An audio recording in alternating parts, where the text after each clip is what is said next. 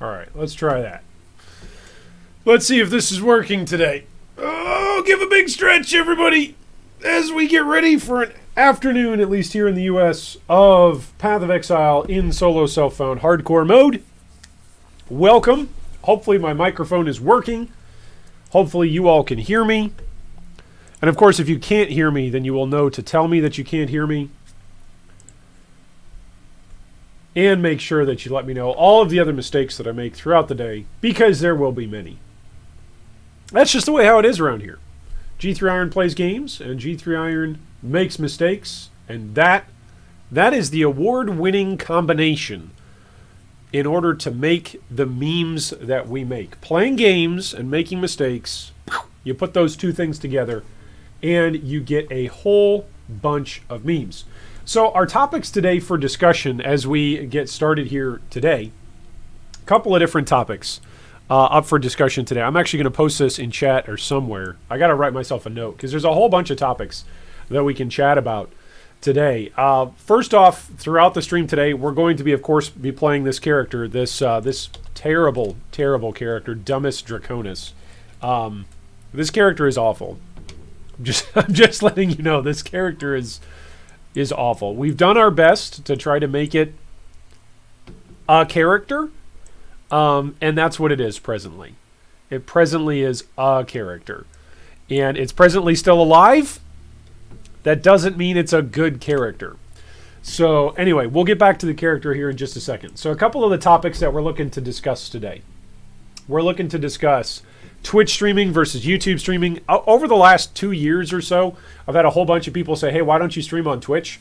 I stream on YouTube. You all seem to enjoy me streaming on YouTube and don't have a problem with it.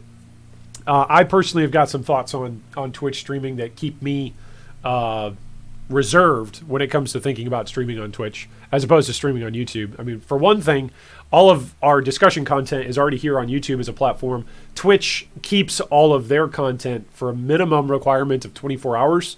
So at least in part, that's part of why I'd rather be over here on YouTube anyway. Like as soon as a stream wraps up, it just exports out into a VOD and then anybody can catch it and watch it. So it's helpful from that way. We're also going to talk about Chinese PoE, racing in PoE, and then of course whatever other topics you all would like to discuss. So this is a day where you guys have questions, or if you guys have comments or topics that you want to bring up, happy to interact with those. We will, of course, once again be playing that game. You can ask any question that you'd like of me, and I will do my best to answer it yes or no. Michael Brown, good afternoon, and hello, welcome to you. Everything seems to be working on your end. That's good news. Laukin says, hey, G3, how are you? I'm doing well today, Laukin. Thank you so much for asking how I'm doing. Today is an unusually bright and sunny day. You guys can't see it, and I actually can't see it right now because I've got all my blinds and everything closed, but I can kind of see it on the other side of the blinds. I can see the sun peering in and trying to bring some light and trying to mess with my lighting setup. But it is a gorgeous, absolutely gorgeous day here in the central part of the United States. So I am very, very pleased. Hey, G3, how are you? With how things are today, at least outside. And I'm very pleased with the way how things are going inside as well. So things are going well inside my home. Everyone is free from illness, and everybody at work is free from illness. So this is good. And hopefully we're going to have a good day playing Path of Exile here together today in Hardcore Solo Self-Found. So that's how I'm doing, Laucon. But how are you guys doing in chat? Make sure you give us an update on how things are going for you guys today. If it's your birthday, if it's a special day for you, if it's your anniversary with you and your significant other, make sure you let us know. And that way we can congratulate you on the special spiff-tactic occasion that it is. Afternoon to you, David Cruz. Creator says, should I feel bad for watching all of your crafting stuff and now wanting to finally do my first craft, a wand? I have no idea what to do. You should not feel bad at all. In fact, rather than feeling bad, you should feel empowered that no matter what happens as you are crafting, every single time you craft, it is a learning experience. Learning experience. So don't feel too bad. You're going to make mistakes, and that's okay. That's where memes are born. Hey, what's up, Dice? Welcome, welcome. Love the new profile picture, by the way, Dice. That looks great. With the 1 on the 6-sided die. Okay, so let's let's do a recap, because I didn't stream last week. I don't even think I streamed 2 weeks ago. Maybe it was 2 weeks ago I streamed. No, I don't think I've streamed for a couple of weeks. So here's a couple of pointers with this build. This is what we were doing. We thought that since we're playing hardcore, it would be a good idea to play a summoner. So of course we've got our spectres up here. I'm using 3 of the monkey chief guys, using 2 frenzy charge generators and 1 power charge generator. Those are my utility spectres to help give me some damage. Speaking of damage, my damage actually comes off of my zombies. So my zombies right now are, or rather have been, my primary source of damage. They've done an admirable job so far carrying me through the campaign, which, by the way, the entire story of this character is tracked and has been live on stream. So every single moment, I believe, of this character's existence has been on stream or close to it. And so if you ever want to watch back and think, hey, how did Iron actually level this character and change it up and mess around with it, you can go watch the VODs from previously. So that's what we're doing for damage. For damage, we've got zombies right now. We've got specters for utility. We are using Cyclone in order to proc a whole bunch of different stuff. Where is it? Where's my Cyclone here? Cyclone, Bone Offering, and then Cast while channeling. The reason why we're not using Spirit Offering, which is what you would use in 3.9 to give yourself a whole bunch of energy shield, is simply because Spirit Offering got gutted in terms of its power level, so we're using Bone Offering. So the reason why I wanted to share with you why we're using Bone Offering first is because this is essentially the linchpin of the build. This is it. This is the whole thing. Bone Offering, because we are a necromancer on our Scion tree, applies to us. Now, it applies to us at a reduced value, but it's quite helpful because it grants us a chance to block attacks, and it grants us a chance to block spell damage, and then we go away from there. So with that block chance, without this up right now, without Bone Offering up, we are at 45-36. That's our block chance right now. If we can pop some corpses, you'll note that we go up to 70 and 60% for our chance to block. Now that's pretty good. It's not quite capped, but we're hoping through Cluster Jewels that we'll eventually get there, that we'll eventually get to a cap if we survive, which, who knows? We'll see. Nightshade says, there you are. I've been needing your streams. Where have you been? Why have you been making me so long? Making me wait so long? How have you been, sir? I've been great, Nightshade. I'm so sorry to have made you wait, and I'm glad to be back here today hanging out with all of you. Tyler says, Iron, how do you take your coffee? When I first started drinking coffee, I took it with a whole bunch of sugar and cream. And then I found out later on in life, much later, about 2 decades after I had started drinking coffee, that I've got some kind of, maybe I've grown into it, maybe I didn't always have it, but I've got some level of lactose intolerance. So here I was for years drinking my coffee with milk and wondering why I was always in such a bad, grumpy mood. Well, when you're lactose intolerant, no wonder why. I've been poisoning my innards for decades. And so now I just drink it black. No sugar. Try not to drink too many sugary drinks whatsoever. I also drink decaf, believe it or not. Tyler, I don't know if that's like, oh no, that's a mistake. That's a meme right there. Iron drinks decaf coffee.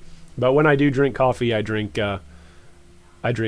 I don't always drink coffee. As the most interesting, balded, bearded, booming boomer streamer, I don't always drink coffee, but when I do, I drink it decaf and black. Hopefully that's an answer to your question. Okay, so the concept of the character is max block. So what we've done is we've gone up and we've grabbed some block nodes. Mystic Bulwark, which has helped us out with some block over here. We've come over and grabbed Arcane Guarding, which eventually, if we can find a shield that gives us some energy shield, we're going to get a whole bunch of extra energy shield from it. But right now, we've got this monster of an armor shield that's giving us 490 armor, but also 64 maximum life, 41 fire resistance, and 22 to lightning resistance, which is pretty good when you consider we're not that far overcapped. In fact, for cold resistance, we're just not. So losing this shield, we don't need the lightning resistance necessarily, but that's a lot of fire resistance, and it's a lot of life. So if we can upgrade that at some point in time, I would like to be able to upgrade that. I've actually gotten really lucky through this playthrough in SSF. I found a couple of really, really handy shields. So that's our defenses. Our defenses have been relying on block. We also came over here and grabbed Sanctuary, which this whole wheel gives you a chance to block spell as well as defenses from your shield, which is really nice. And then over here, there's what? There's some other stuff to block while wielding a staff and to block while wielding a staff. We don't care about that stuff. We've just been looking for block with a shield, which where is it? We were debating whether or not coming up and grabbing Solidarity. I still may grab that, but I feel like a lot of the power that's built in here is actually your damage on Solidarity. These nodes building up to it, 25% increased defenses from equipped shield, and then 2% chance to block attack is pretty nice. But as you can see, I'm pretty close to the attack cap. It's really going to be the spell cap that we're looking for, which we may find some ways to do that through cluster jewels.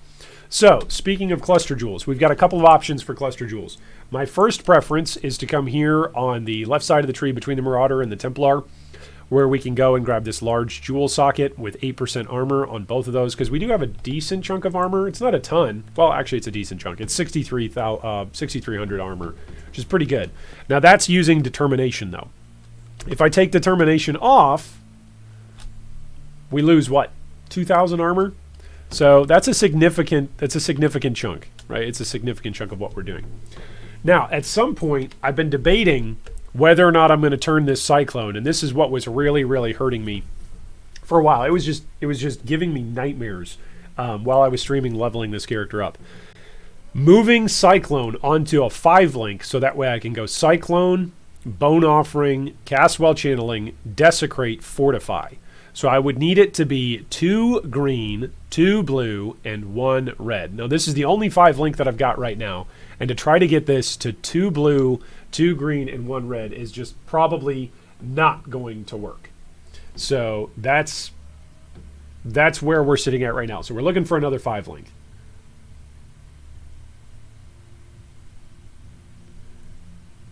That's the present scenario. We want a 5-link with 2 green, 2 blue, 1 red. I used a whole bunch of chromatics trying to get that, I think, on this, and just failing utterly. I think I tried once with the recipe for at least 2 green sockets, and then it was like all reds. I think that's the way how it worked. It's because it's a terrible base. It's because it's an armor and energy shield base. So that's the wrong base for what we're going for colors, but it's the right base because we want armor. We really like armor. Okay, now this helmet is actually pretty good. Look at that. Hatred has 10% reduced mana reservation, so maybe I should start using Hatred as an offensive aura when I need it. But right now, pretty much all of my auras, are defensive. My big auras are Flesh and Stone and Determination. And then my offensive aura that I'm using right now is really just Dread Banner. So that is what we're looking at right now. I do have a Molten Shell that's set up on a cast when damage taken. I don't believe it's Vol Molten Shell. Where do I have that set up? That's my Fortify with my shield charge. Increased duration on, that's just regular Molten Shell. So eventually I may vol that. So it's level 62 or lower. This is 61. That's perfect. Okay, so this procs how much damage do I take? 1,804. So that's what? Roughly half of my life. So that's where we're sitting. Michael says, what was the node for the block from Bone Offering? The node that we're taking there is on our Ascendancy, which we haven't mentioned yet. So Necromancer says, your offering skills also affect you. Great question, by the way, Michael Brown. Great question, because I hadn't gotten to this yet. So your offering skills also affect you. Your offerings have 25% reduced effect on you. Minions deal 30% increased damage. Auras from your skills grant 2% increased attack and cast speed to you and allies. And if you've consumed a corpse recently, you and your minions have 30% increased AoE. So that's where our Necro comes from, where we are getting Bone Offering to actually proc for us. Now, our second Ascendancy that we also went for is Gladiator, because Gladiator just gives you a 15% base chance to block attack and to block spell. That's really, really good. And then you get +3 to your maximum chance to block attack damage.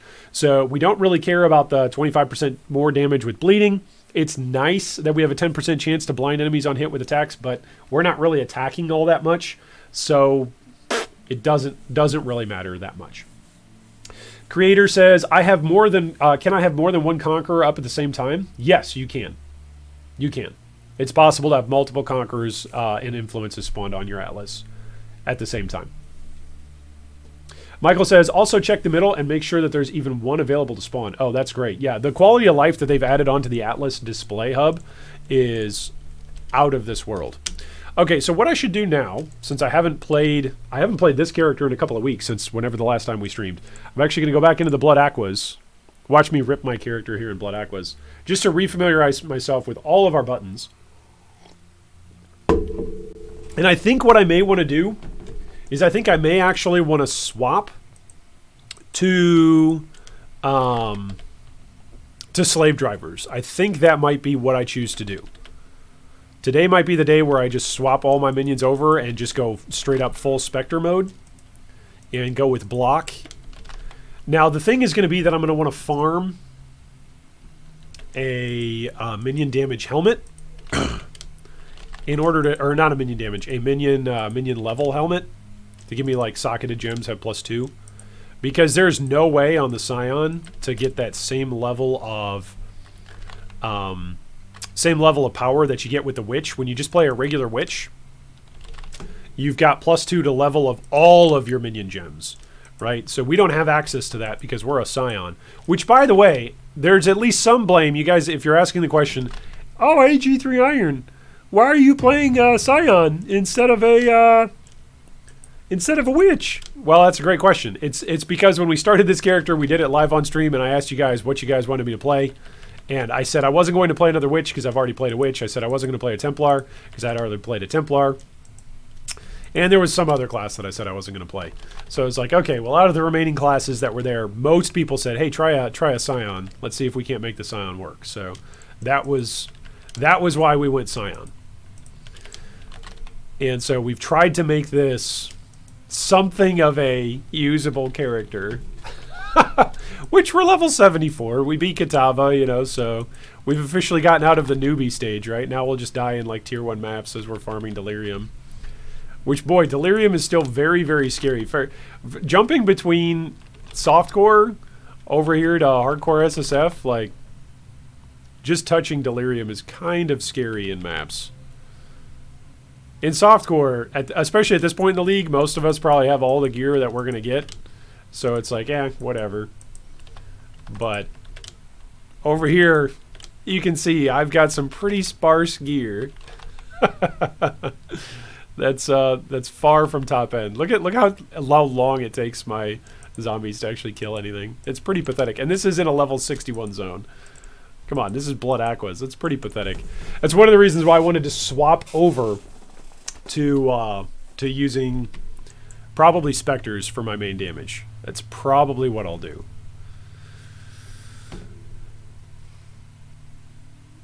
I might also take out Feeding Frenzy and just make my zombies as strong as can be. Dice says, does overcapping elemental resistances matter when monsters have LE penetration? Yeah, you'll want overcap. Well, you want overcap to deal with curses, right? That's what you want overcap for. You want to be over the cap so that way if you get cursed with anything, you don't drop under the cap then for the duration of the curse. Ooh, that looks good. Increased armor. It's a lot of HP too. Over how much time? Over 7 seconds? 99% increased armor. Kind of feel like that's better than movement speed. I don't really need the movement speed. Do I have flash down here? Here we go. So yeah, this lack of like low-level, low-tier currency is actually a pretty big problem. I probably need to speaking of which, I probably need to update my loot filter. Yeah, I don't want to be on the strictest loot filter. There we go. We'll be on like one of these crappy low-tier loot filters. All right, let's go run some level, some level 1 pure maps. Let's go see how quickly we die here.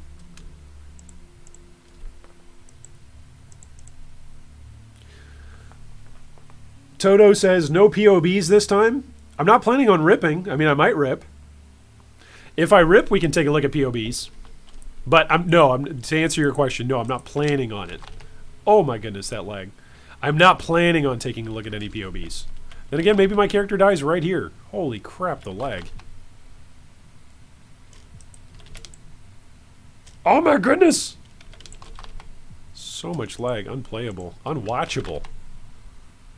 Let's just cycle through this. We'll just cyclone right through. Oh my goodness, that's a boss.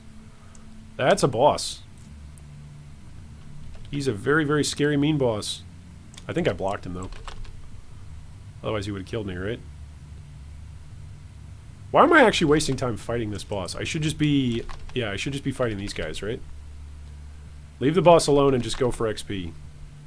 Although monsters are going to get tougher, and he still might follow me, right? Watch me just get one shot. Hey, there's a cluster jewel. So the other nice thing about Cyclone is that we're using a claw that gives us life gain on hit. So it's just kind of nifty that it's not a big defensive mechanic, but it's just another thing that's kind of nice to have some little amount of life gained on hit as we are spinning around. It's not life leech. Like, we don't do a whole bunch of damage. Life leech would be the opposite of good for us. It would do absolutely nothing for us. Man, we are super slow with this build. I think I do want to swap over to slave drivers. This is so slow and painful. What do we get? Jeweler's orb. That's good. Got some jewelry. That's good.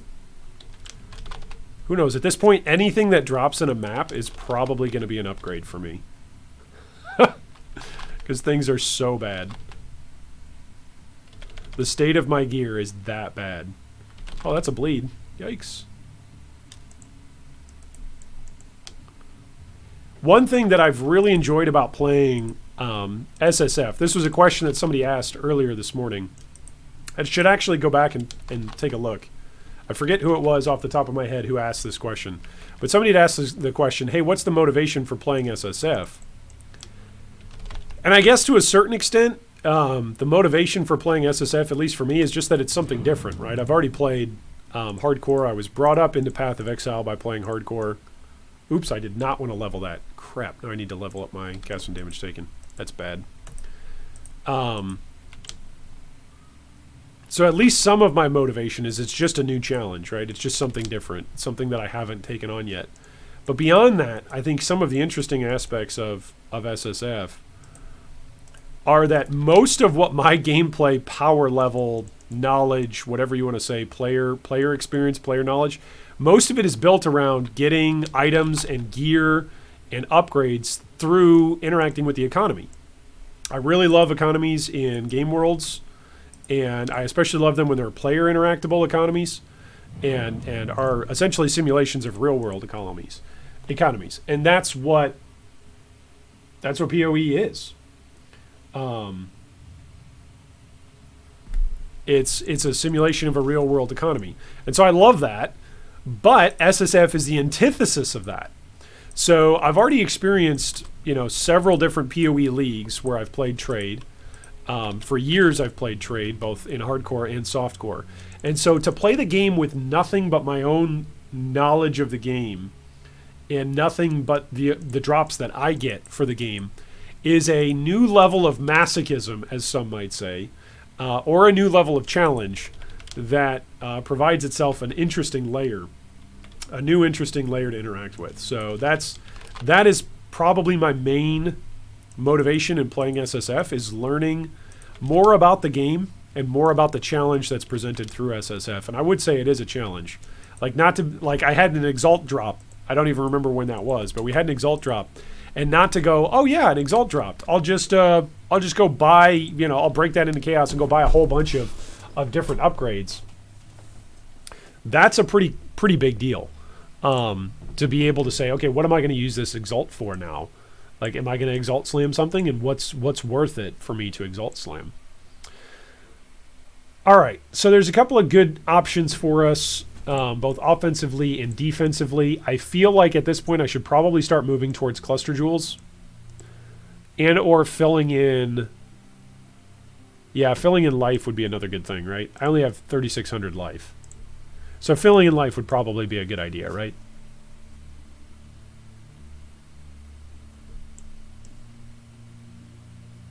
Dice says, I have a filter specifically made to show most small currencies except AUGs and have them so that I can easily ignore them without changing the filter. That's nice.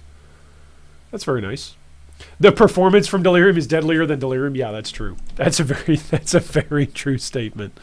All right, where's my dump tab? Don't I have a dump tab over here?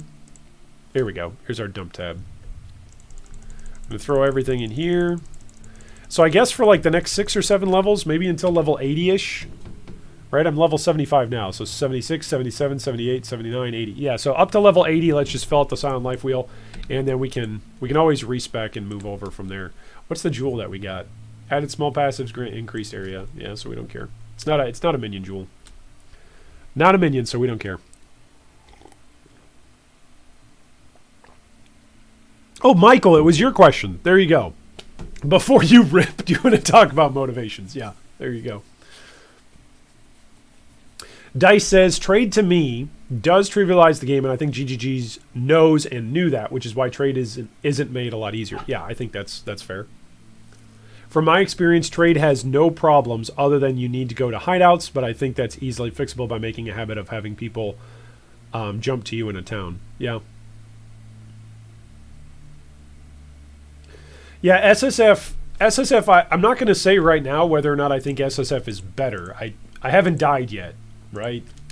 So when I die, that's probably going to influence some of my thoughts. But I haven't died yet. So when I rip this character, we will see exactly, I don't know, exactly how emotional I'll get. Whether I'll just be sad, whether I'll be angry, whether I'll be glad. Like, yay, now I can go play something else other than this crap character.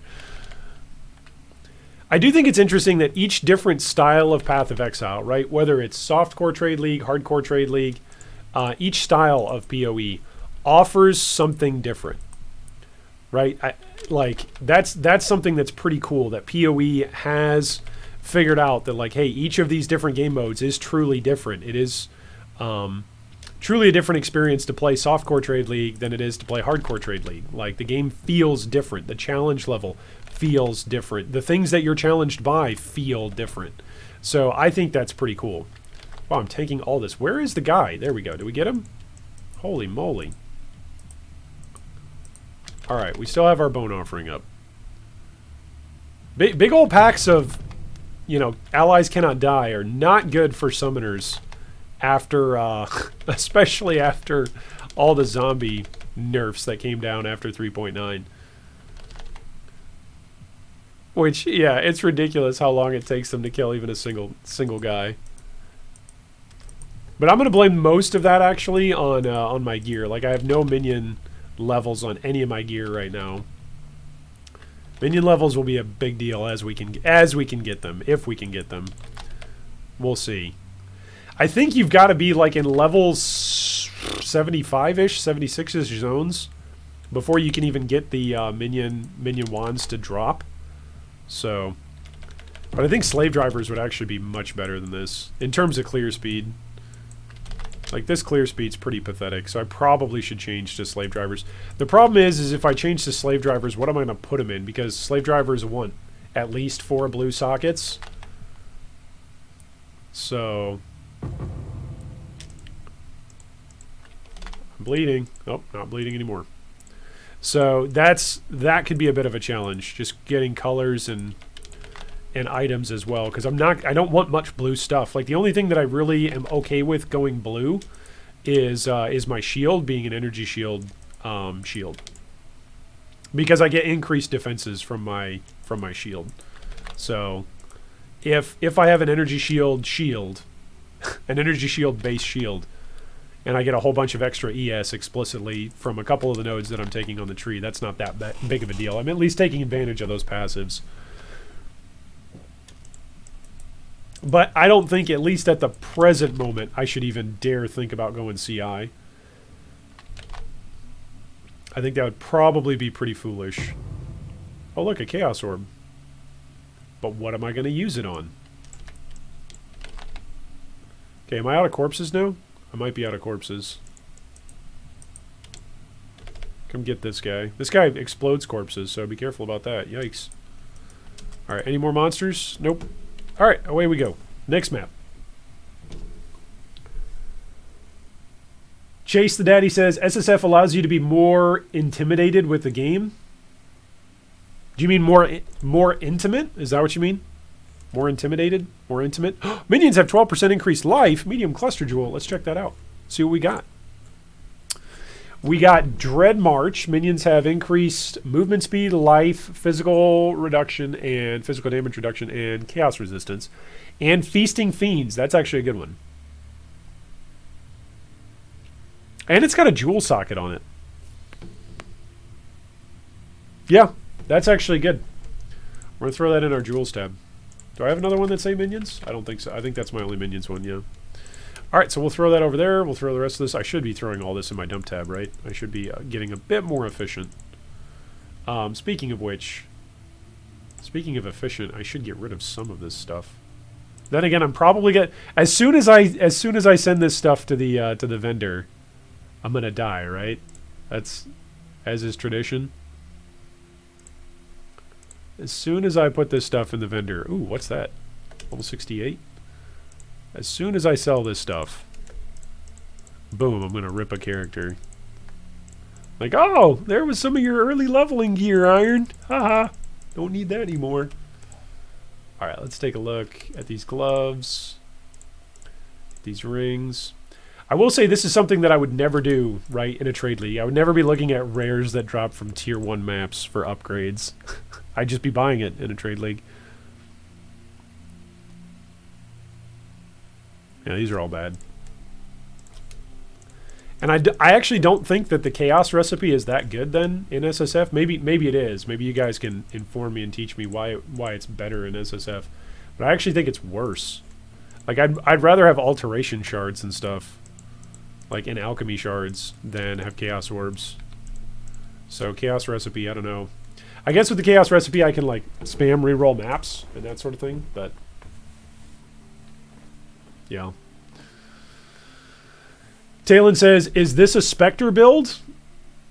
At the moment, it uses 3 Spectres, 2 Frenzy Charge generators, and 1 Power Charge generator, but that's actually what I've been chatting about here today, is swapping it from a Zombie Mancer build over to a Spectre Mancer build. Let's try a Jungle Valley map. Because the damage on these zombies is not that great. Even on 5-link. They're at level 18. Yeah. And they're never going to get that much higher. I could go with like a bone helmet.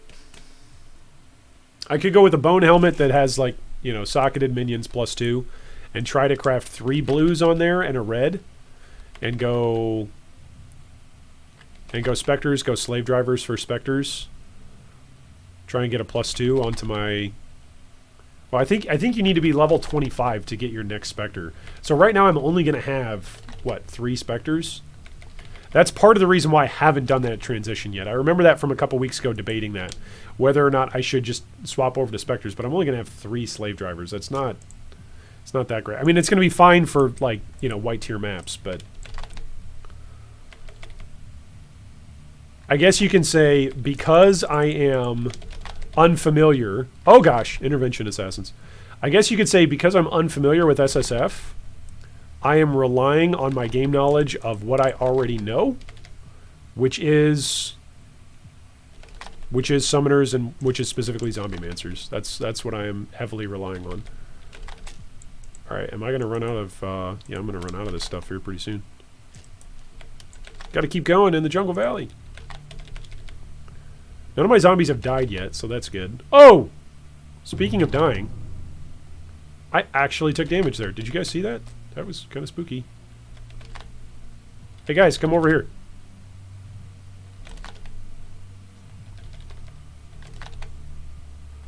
So one of the things, we talked about this a couple of weeks ago.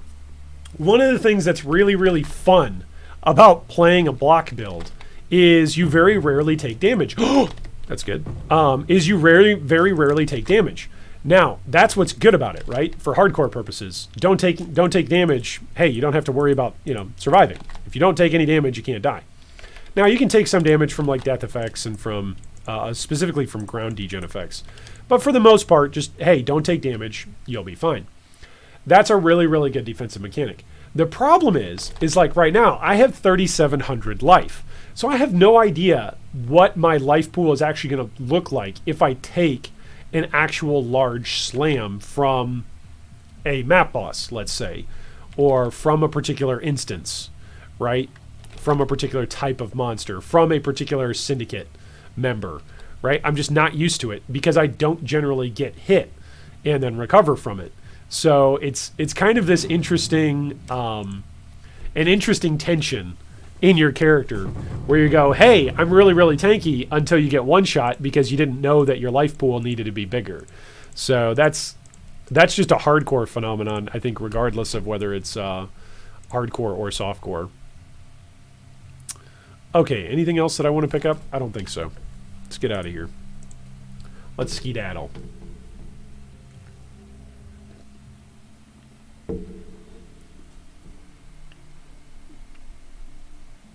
Yes, I did fix my cast when damage. My cast when damage taken right now is active. It's active. It's just it's not going to be active unless I take what, 2,000 damage, 1,900 damage.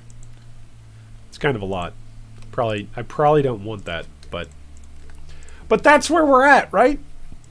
I see you too like living dangerously. All right, let's drop this stuff over here. I don't even know why I'm picking up simulacrum splinters, honestly. This character's never going to go into a simulacrum. This character would die on wave 1. Just instant phase. We're actually still getting some decent XP. We're just pretty slow. Are you doing any delve? Yeah, I'll do some delve. I've messed around, I think, with my first round or second rounds of delve. But not a terrible amount. No. But we'll mess around with it here in a bit. I actually, over the weekend, I lost my regular hardcore Delirium support in Delve. I took a right when I should have taken a left, and then I got caught on a corner to flame dash out, and boom, character was dead. Was not able to make it back out. All right, let's pop this Delirium. See what we get. All right, we got a Chaos Orb already, so... You know, that'll be really helpful when my character goes to standard. Man, there's all these debuffs. There's a lot of debuffs that I feel like you feel the effects of them before you actually see them. You're like, why is my character doing this? Or why is my character not doing what he normally would be doing? Why is my character that's as slow as the Titanic even slower presently? Maybe I need to go one tier lower even on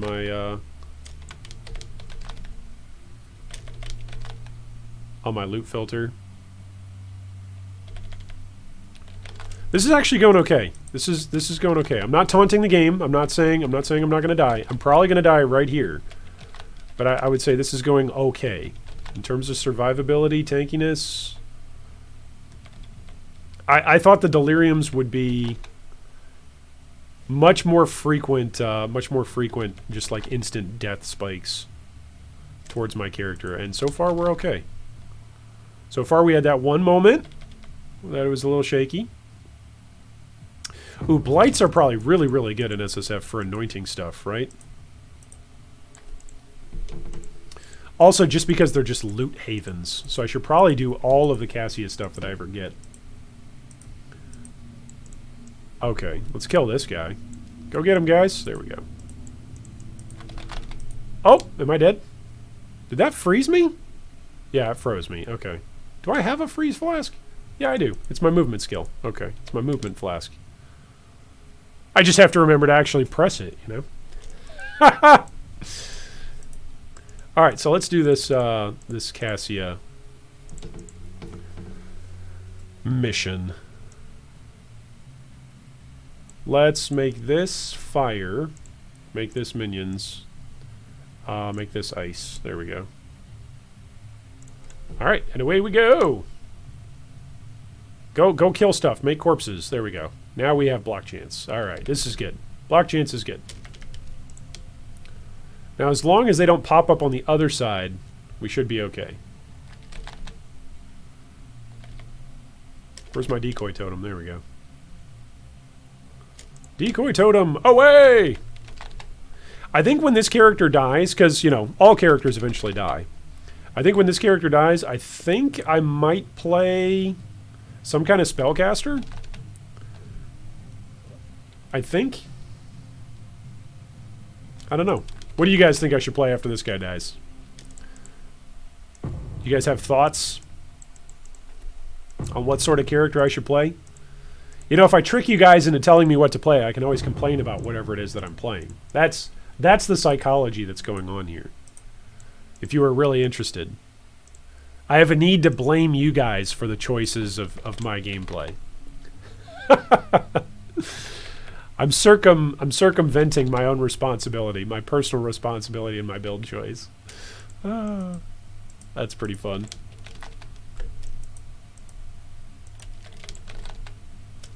All right, let's go find the boss here. Yeah, I think what we'll do is we'll get one more level with these zombies, and then we're going to swap over. We're going to see what kind of gear we can get to try to get slave drivers on a 4-link. We'll try to get 3 slave drivers on a 4-link. Then what I can do is I can do elemental equilibrium, because I'm right over there on the passive tree, I think. I'm fairly certain I'm right over there. Yeah, I'm right next to elemental equilibrium. So I could be applying elemental equilibrium with my shield charge, so... Which right now it's applying fire, so that would be nice. Now granted, that's with a whole bunch of other stuff set up, so maybe as soon as I start to change my gear out, I'll no longer apply fire, but... If I really needed to, I can always be like, hey, added fire onto my shield charge or something.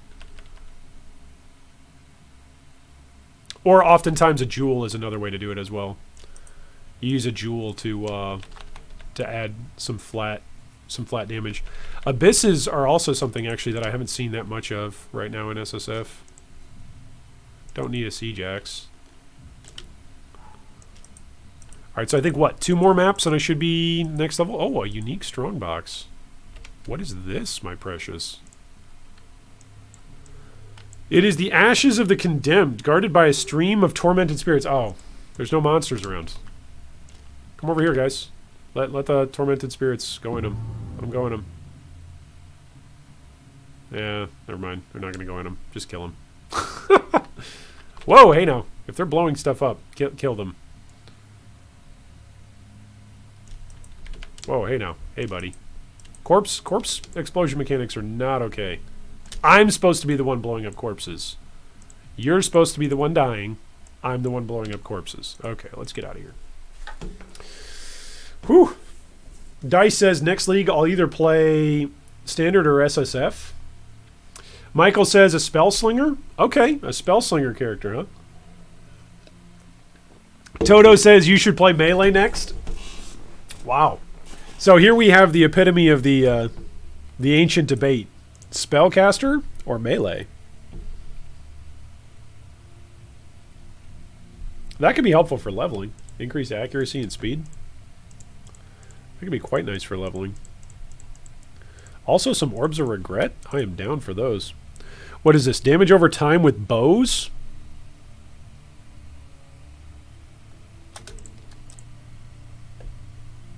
Okay.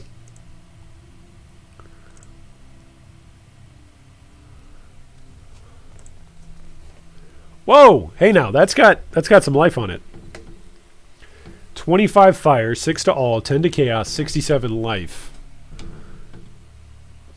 This one's better. This one's not. But that one has a socket. Which apparently I need for my flame dash right now. Oh goodness. I don't have enough sockets. That's why I'm using this. Okay, do I actually need that all elemental? Do I actually need that? I don't think I do.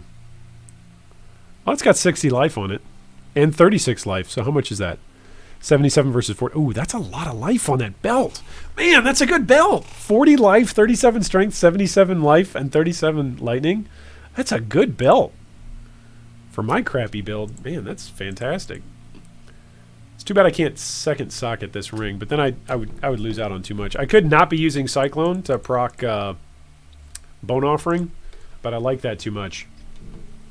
Jeff says next character should be a Stormbind character. I mean, Jeff, if you want to see somebody play a Stormbind character and have it be good, Oh, no, wait. I'm thinking Stormbrand. You said Stormbind. Okay.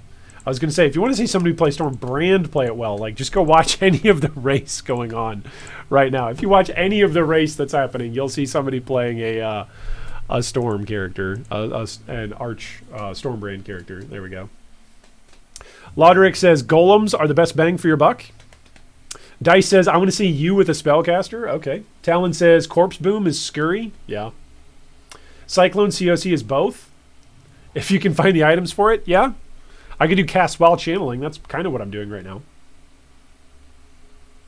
Michael says, I call for a dot bow boy. Yeah, that'll be the day. Hi guys, I'm G3 Iron. You know me for my economics discussions, and you know me also for loving playing summoners. And today we're gonna play a trickster SSF character using Toxic Rain. Yeah, that's not up my alley. I suppose if I found enough items for it, I would give it a shot, but yeah, that would have to be a pretty clear sign from the Chris Wilson RNG. Like, hey Iron, here's a perfect bow for you. Here's a 6-link bow for you. Whoa, I'm actually taking damage here, fellas. This is kind of spooky. Is this must be degens? That's why. I was taking damage off of degens. Yeah. That was all degens. Which degens are still spooky. I do need an HP pool to deal with degens. Whoa! Hey now. Are my zombies still around? Do I even have minions? Hello? Anybody? Is anybody there? Yeah, I still have minions. Okay. That was kind of spooky there for a minute. I think something actually hit me. My block chance didn't stop something from actually hitting me. It's a scary thing, Frodo Baggins. Going out your front door. Having your block chance not apply. It's a scary thing. Oh gosh, am I dead? Not yet. Not yet. Soon, but not yet. Wait here. Shield charge! Give me fortify! Ah! Am I dead? Not yet. Oh, there we go.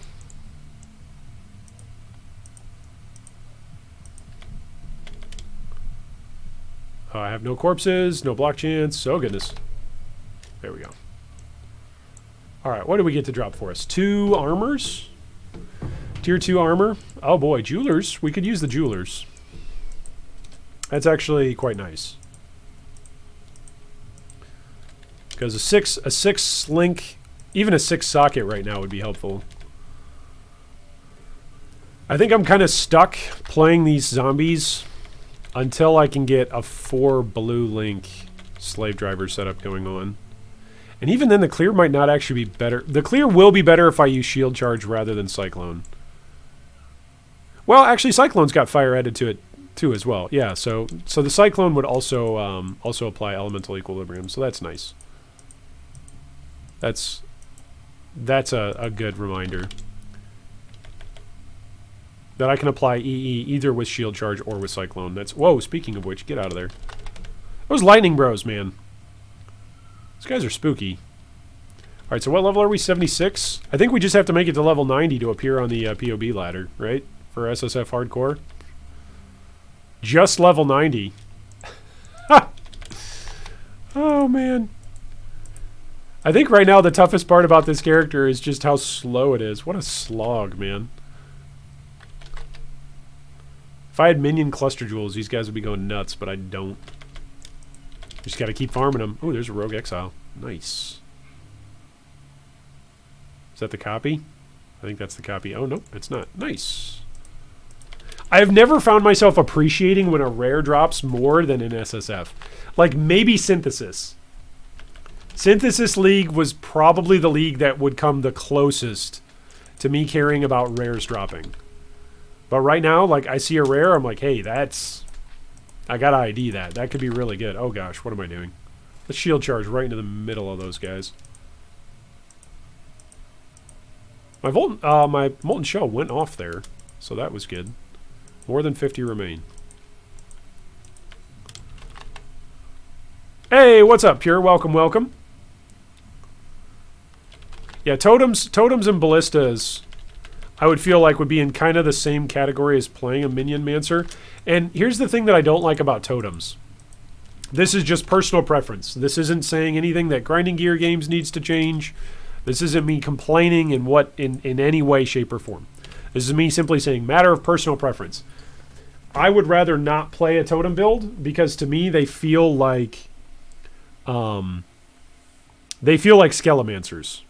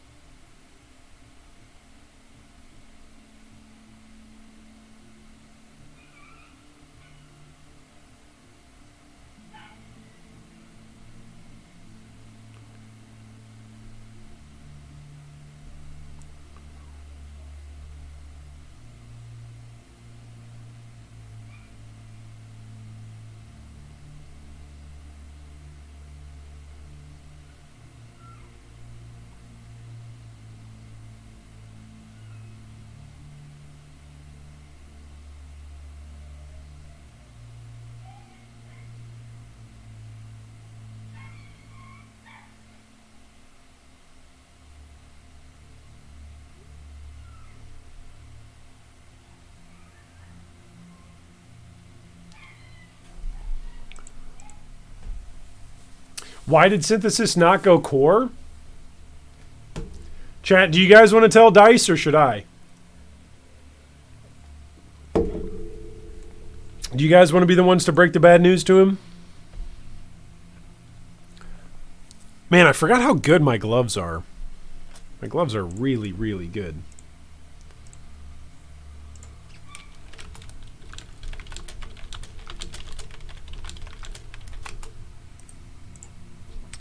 The short story of it, Dice, is simply that Synthesis was received really poorly and a lot of people hated it. That's the too long, don't have time for more. I mean, that's the reality of it.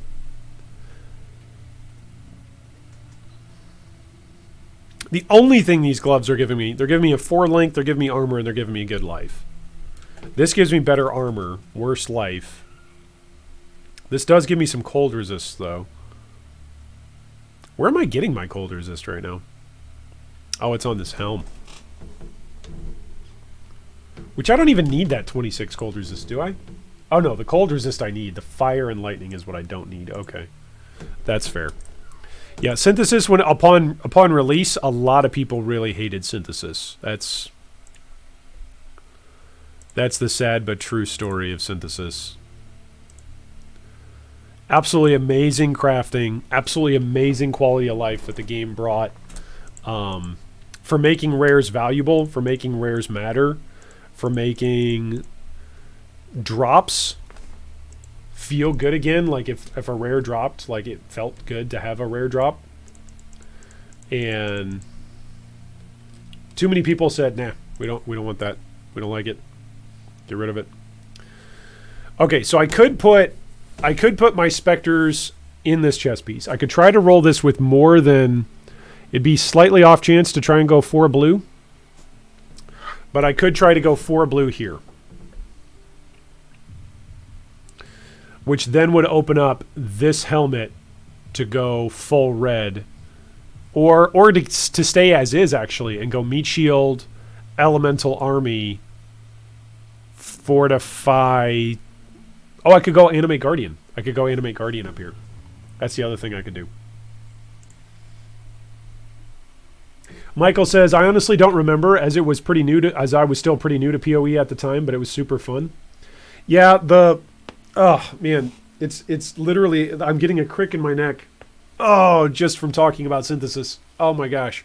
So, Synthesis was the single best crafting addition to Path of Exile. Besides for the base game concept of using currency for crafting different stuff.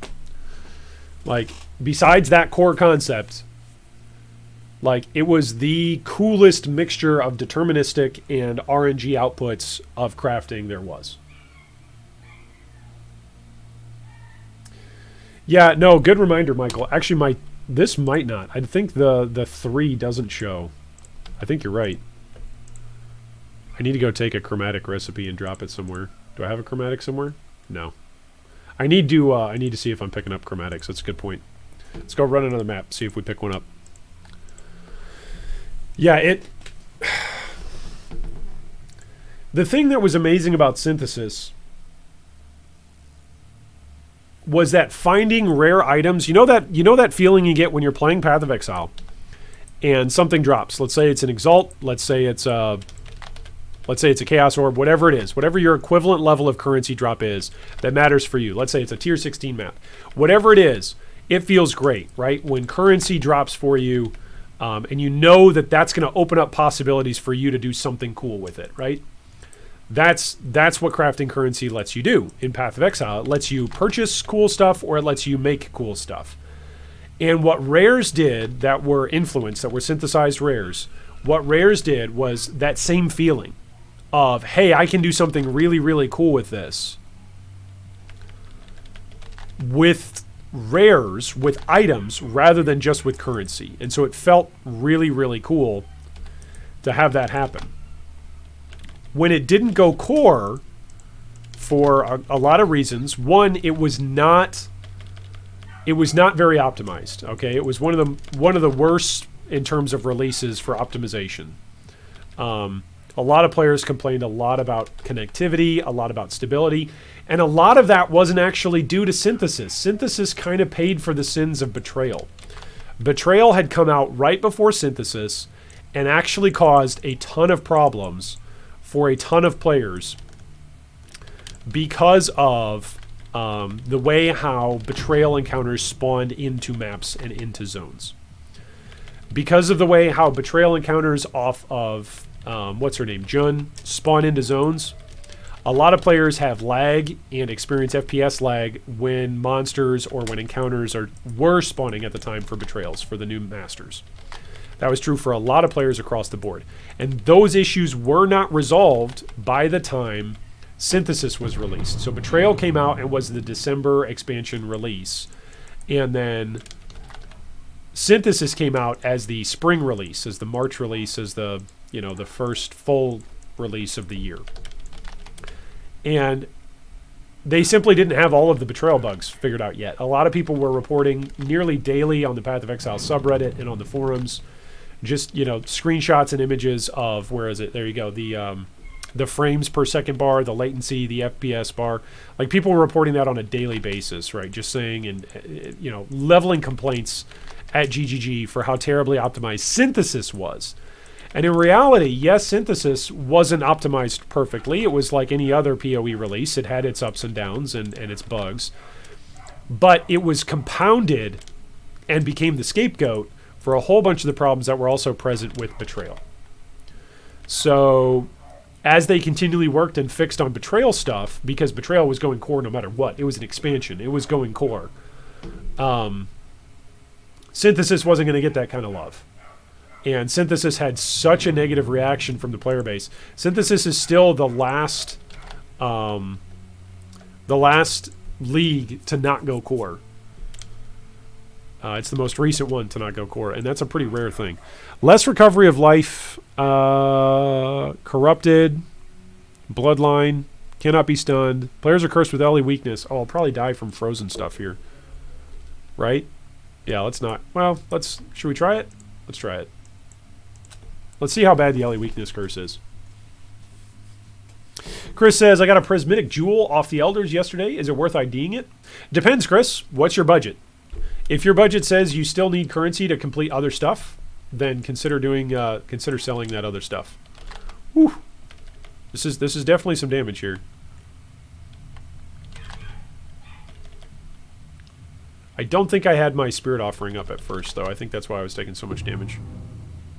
Look at that, a laminated kite shield. Oh, that's Victario's. Isn't that? Not bad. Not bad. That's Victario's right there. So there you go. And what's the increased area of effect of aura skills? That's pretty nice. There's Victario's right there. That's fun. That's an old school support item. So yeah, so again, the too long don't want to listen to more of Iron's history of synthesis. People didn't like synthesis. Part of it was synthesis's fault. Part of it was Betrayal's fault. And so because of that, the single biggest release of voice lines added to the game, it actually wasn't the 10-act story campaign. It was actually just that. It was actually synthesis. They had so many voice lines for Cavus. Those are corrupted. They've got 2 good resistances on them, but that's it. So, alas, it was a casualty. A casualty of people complaining about optimization, and rightly so, that stuff just straight up was not working. But it was really, really cool to be able to take your stuff to the synthesizer, take your rare items to the synthesizer, and then see what they could do. Whoa, a Devourer. Let's not die to him, shall we? Is he going to pop up? He's going to pop up. Where is he? There he is. Put the totem down. Decoy totem. Where is he? There he is. Get him, boys. There we go. All right. What is this? It's utter crap. What is this? Utter crap. Okay. Go over here. Vol Rain of Arrows. Oh, there you go, guys. There's your bow build you guys are looking for. Betrayal was deadly if you didn't have a solid state drive. Yeah. Toto, yes, the bosses are still in the game. You're absolutely right. The bosses from Synthesis are still in the game, but the bosses weren't at least for me, the bosses weren't the main attraction of that league. The main attraction of that league was the ability to craft with the rares that dropped from specific encounters, from synthesized encounters. And once you take those away, yes, it's still cool to have the Cortex boss. Yes, it's still cool to have like Circle of Anguish and some other of the uniques that came with Synthesis, but the single defining feature of Synthesis was the crafting system and the expansion of the crafting system, and once that was gone, that was just a big bummer.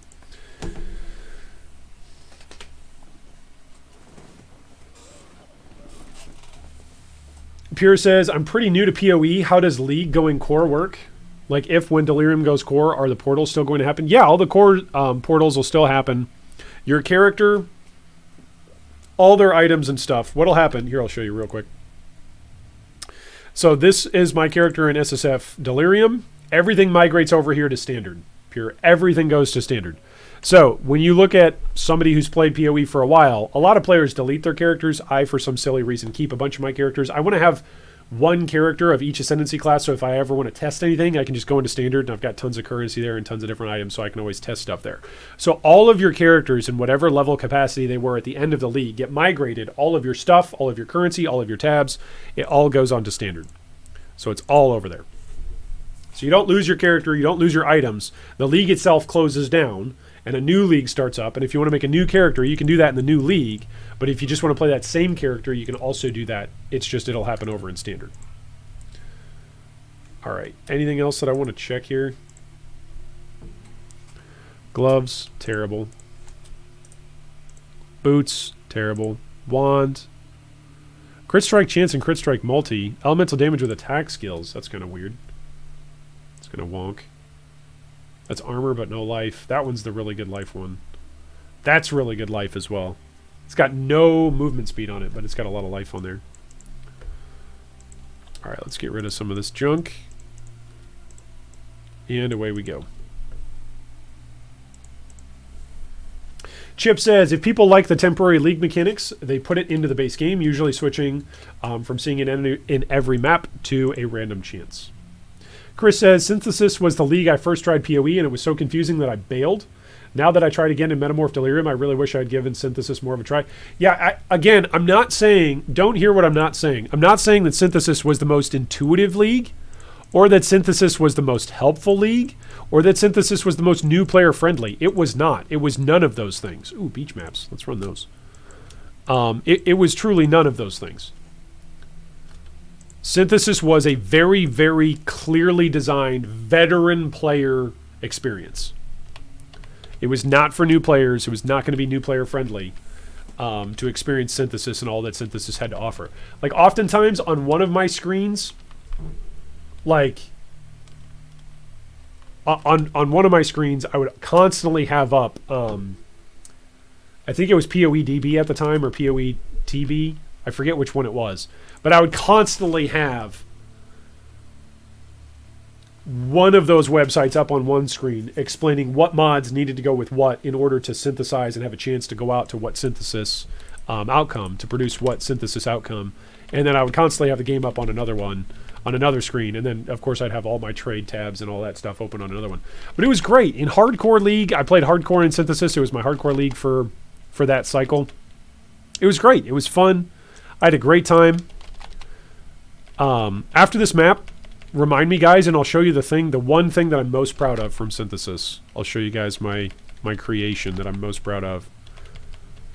It was right around that time that we unlocked the community YouTube feature or something, or that became a thing where we could share like polls and images and updates and stuff on YouTube. And I remember taking a screenshot of what we crafted, and I was like, this is boss. This is what we're using. This is it. It was my first cool self-crafted amazing endgame item. I'd purchased other endgame items before, but I'd never crafted something that was that nutty before. And to have crafted it in Hardcore too, it was pretty cool. There were only like 2 or 3 other people that had even crafted something similar to what we had at the time. So that was a pretty unique and supercharged experience, that league in Synthesis. My guys just not want to do damage here on the beach? Like, what's the deal here? Maybe I should get a cluster jewel that has enemies you are cursed, you have culling strike against. That would be really, really good. I forget which curse jewel that is, but there's a really, really good curse jewel. It gives you culling strike against enemies that are cursed by you. That would be really nice, because then my cyclone would just instantly gobble up a whole bunch of this stuff. Whoa, getting slowed. Also, the fact that I have no attack speed scaled into this build is another reason why the cyclone feels so bad. Oh, find the boss. Find the boss. Get to the boss. Watch his slam. Oh, goodness. Whoa, hey, he actually hit me there. Stop hitting me. Kill him, guys. There we go. Alright, what do we get? We get some junk. We got another beach map. That's good. Some boots. A ring. A sword! +2 to level of socketed melee. We're quitting this character right now and we're going to go play a lacerate build. No, I'm just kidding. No. I'm terrible at playing melee builds. So maybe I should play a melee build in Hardcore SSF just to get used to playing it. For some reason, I can't play Cyclone if Cyclone is the main damage dealing skill. Like, I feel bad. I was messing around with a Berserker, a level 90 Berserker on Standard last night or the day before. And it was a 1 with nothing Berserker. Like, its damage was absolutely ridiculous. But I was like, I'm not really feeling this. Like, and that was Cyclone doing the most of the damage. Or all of the damage, right? Not really feeling it. Using Cyclone to proc Bone Offering? Yeah, now that's cool. That's a cool use of mechanics. I don't know why my brain operates that way, but that's the way it operates. You guys ever have that experience where you can't use like a skill as your main skill, but you don't mind if it's like a secondary skill?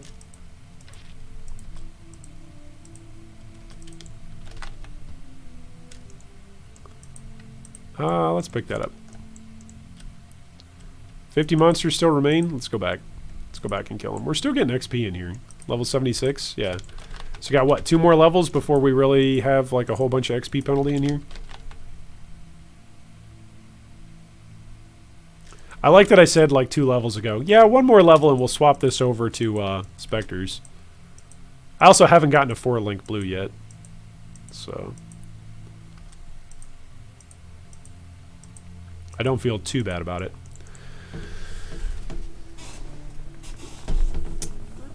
Google says, why don't you stream on Twitch?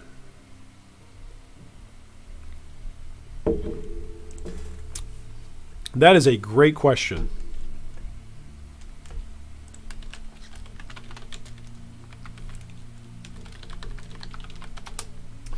And it's a question I think that I've answered before.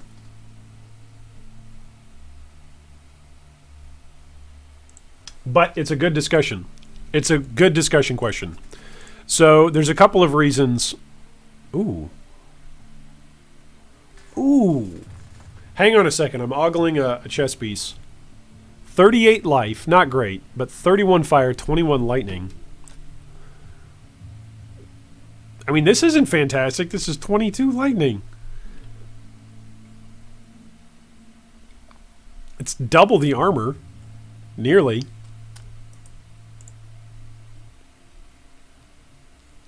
Life, ES,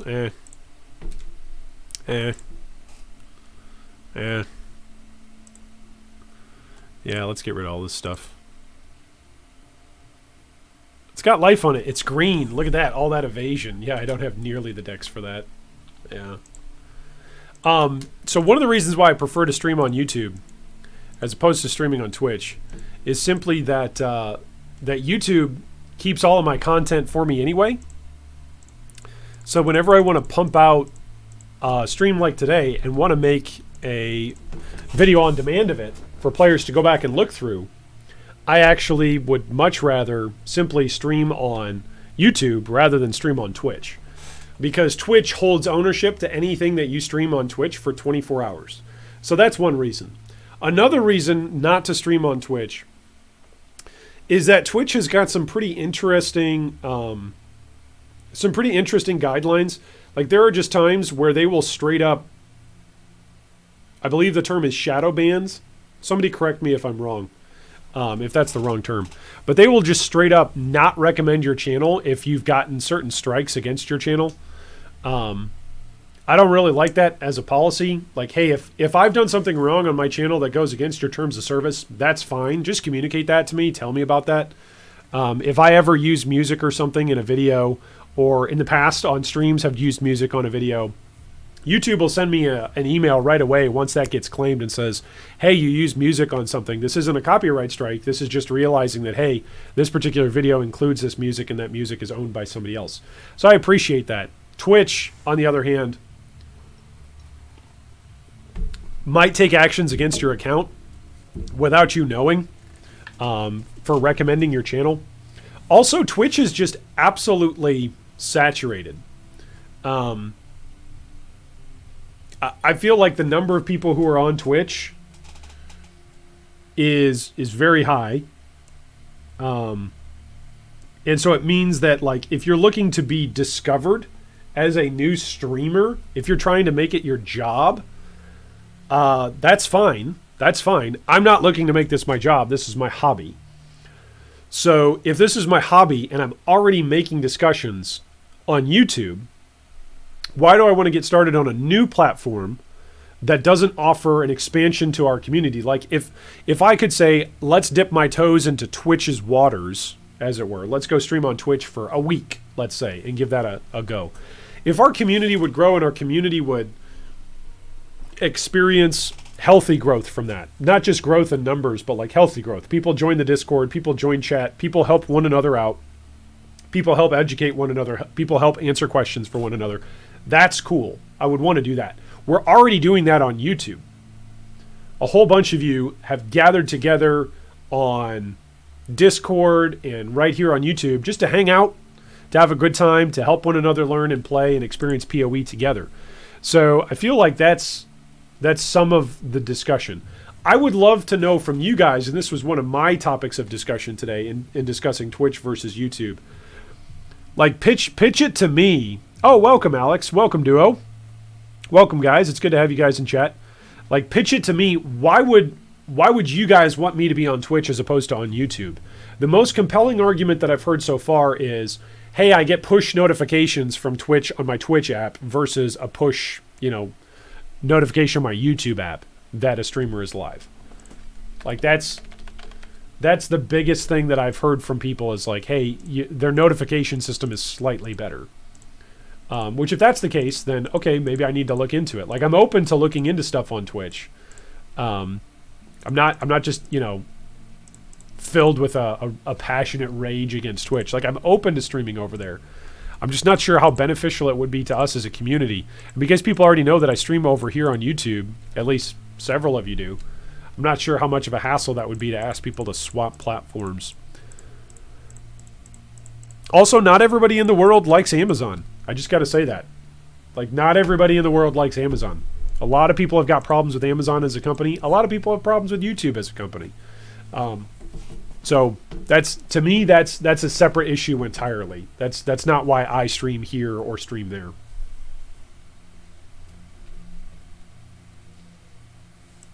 All right, Dice, stay safe. Stay safe wherever it is that you are going. Remember that life is hardcore. All right, so before that map, I had brought up synthesis, and we were talking about synthesis. I was going to show you guys the one thing that I'm most proudest of in all of Path of Exile crafting. And this is a result of synthesis. So those of you who have said, hey, why is synthesis so cool? All right, where is it? Is it here? Yeah, here it is. Here's one of them, and that's not the other one. There's two of them. Ion and Guildmate each have one of these. But these are synthesized bows. So on these synthesized bows, one of the things that's really, really cool about this, you can take a look here. So on this synthesized bow, the implicit mod gets +1 to level of socketed gems. Now the way how you got this was you had to have three bows, all of the same base type, so they all had to be thicket bows. And they all had to have +1 to level of socketed gems as a prefixed roll. And what you do is you take all three of those, you'd put them into the synthesizer, and then you would hope that it gave you whatever the percentage chance is that it would kick back out, with that being the implicit. And we actually did this several times, and we sold these several times in hardcore. And it was amazing how strong these bows were at that point in time. Now, you can see not only is the implicit +1 to level of socketed gems, there was actually a way to make it so that way when you were synthesizing, it was very risky and it was very rare, but you could actually get double implicits. So you'll see this on a lot of items, that some items will actually have 2 implicits on them that are synthesized items. The uniques from Synthesis League are, of course, some great examples of this, but this is some of the reason why that synthesis was so cool. So this bow was one of the first bows made in hardcore synthesis using that method of giving +1 to level of socketed gems on the implicit. Then we crafted on there so that way there was +1 level of socketed gems. And then what you can do is you can put +2 to level of socketed support gems on there. So let me grab, do I have an Empower on here? I don't think I have an Empower on this build. I have a level 2 Empower. Where's my level 4s? Do I have a 4 over here? No. I'm probably using all my 4s. There's a 3. Yeah, I think I'm using all my 4s. So let's grab a character here real quick. Actually, we can do it with the 3. It'll still prove the point. Okay. So when you put in a level 3 Empower, it gets +4 levels from the bow. Now, again, the +1 level of socketed gems prefix has always been available, or has been available for a long, long time on bows. The Metacraft +2 to level of socketed support gems has been around for a while as well. But what was so damn cool about Synthesis League was that you could then stack another level on top of it, and it was, again, socketed gems. So this Empower support starts out as a level 3, and then it gets 4 levels from this. And again, the mirror tier version of these synthesized bows, which was the even extended even further, pushing further on the difficulty level, was not just +1 to level of socketed gems, but +1 to level of socketed gems, and then +1 to level of socketed bow gems, I think. Or you could also get the strength gems. So at that point, that would be even another level. So what you do is you'd have like a level 4 Empower in here that would be getting another 4 levels. And then your active skill gem that's accompanied by this level 7 or 8 Empower would then give what, +6 or 7 levels to your active skill gem? Like, that's bonkers. Like, the level of damage that provided in that league was simply bonkers. It was simply bonkers. So that is the item that I'm most proud of from Synthesis League, was getting that +1 implicit, which was really, really tough to do. I think we've actually got a video of it. I think we've got a couple videos of it. Pure says, I feel like people who have a group in YouTube should stick with YouTube. I was recommended your stream at the very top of my recommended top priority after watching only 3 videos. That's fair. When you have a dedicated audience on YouTube, it directly translates to viewers on YouTube. When only the most dedicated of dedicated fans will switch to Twitch on a community post. That's a great point, Pure. That's a great point. That's a great point. One of the counters that I've heard to that is that you actually want to create 2 dedicated audiences. That's what a lot of the bigger time streamers do who do this for a living, is they want to cultivate an audience that's only over on Twitch, and then they want to cultivate an audience that's only over on YouTube, because then they're getting paid by both, right? So that's a pretty big deal for those guys who are making their livelihoods off of gaming. Which thankfully I don't have to rely on my ability to entertain to provide for my wife and 4 kids, because they would all starve and we would not have a home. So I'm very glad that I have other work that provides for the needs of my family and my kids. Whoa, hey, that was a degen. Degens are not welcome here. Degens are not welcome here. Just use things that hit. Things that hit are okay, because we can block them. Things that degen, not okay. Alright, I probably need to progress here, yeah. Looks like the delirium is spreading, exile! To quote Cassia. Oh, get out of there. Something was slowing me there. Speaking of slowing, how are my zombies doing? They're doing okay. Maybe I could fit in vulnerability as another, like, blasphemy aura or something. Maybe I could fit that in. I probably should be thinking about using hatred once I swap over to using slave drivers, because there's just a whole bunch of damage that's over there that's available. That's probably what I should do, is use hatred, flesh and stone, and then maybe take off determination. I'm going to lose a lot of armor if I take off determination. I think we did that earlier today, right? It's like 2,000 armor. I go from like 6,000 down to 4,000. It's quite a bit of armor that gets lost. I'm kind of surprised the XP is actually still so good here. Like, this is just a tier 1 map. I'm kind of surprised. Did we get him? No, we didn't get him. I don't think, did we? Maybe we did.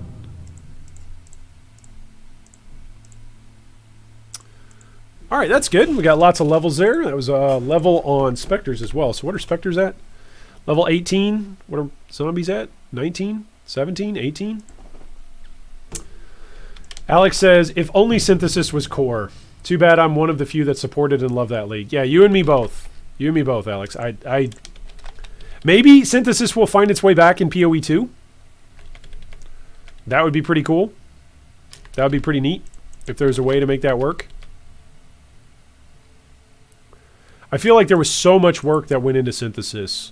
Like, even Bestiary. Bestiary was terribly received at first, at start. People did not appreciate Bestiary. People did not like it.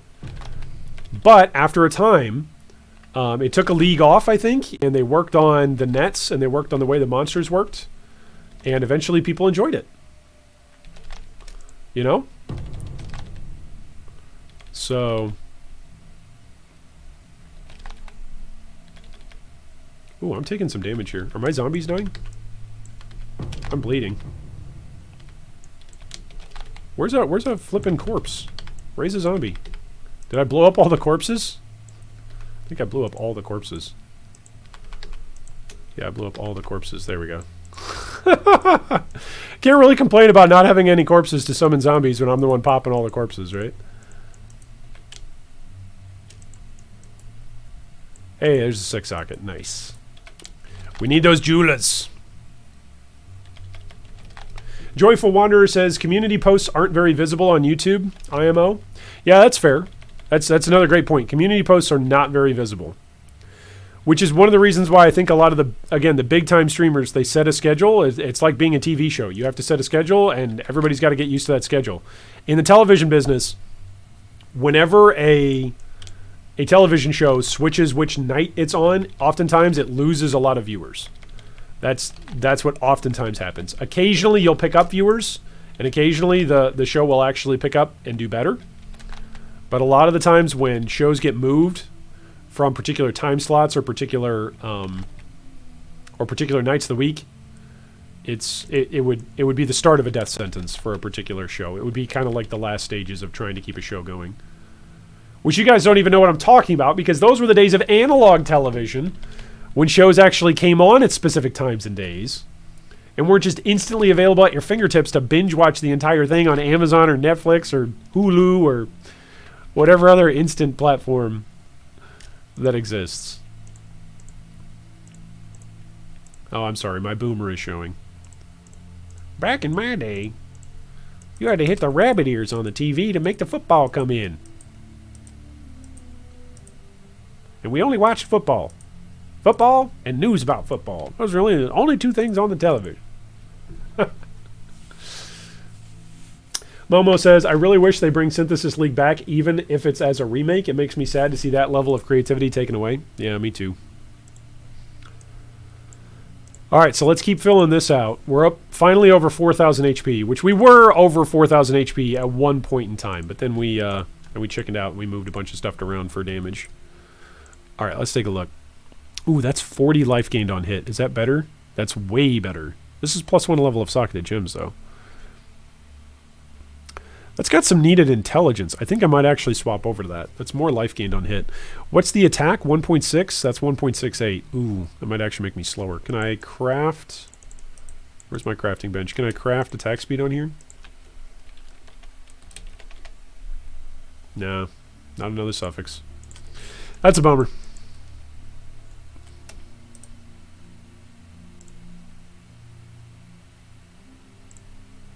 The Gore Breaker. Look at that, guys. There's our melee weapon for leveling. Where's my leveling tab? There we go. Look at all this junk in here. Oh my gosh. This stuff is junk. Oh, that's 31 life. There's a 4-socket, 4-socket. There's my +1 level of minion. Get rid of that. Throw the Gore Breaker in there. Alright, let's unveil that. That's a lot of life. It's actually way more life than what I have, but it's a lot less armor. Look at that armor, man. 278. My boots almost have as much armor as my chest piece. 68 life? Hello, mama. Look at that thing. If I take this off, though, do I not have enough dex? No, I still have enough dex. Oh, look at that. We actually, guys, we found an upgrade. An upgrade in the wild. Here we are joining G3 Iron as he farms the beach map, relentlessly hunting upgrades for the crappiest character he's ever made. Here he is on Dumbest Draconis, a Scion Summoner.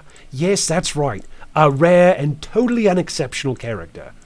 And yet he's found an actual flipping upgrade. That's pretty good. I'm happy with that. Let's throw this in our leveling tab. What's the required level on that? Required level 33. I've probably been wearing that thing since level 33. Oh, man. Whoops. I want to unveil. Unveil.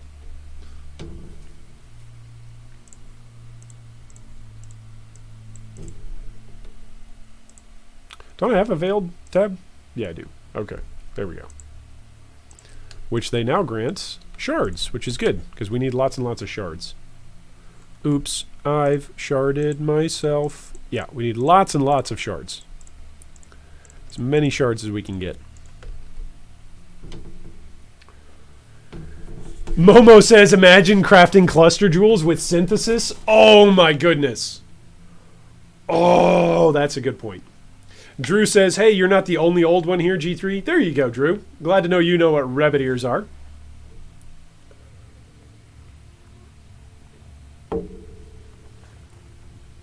Analog TV, man. A different time.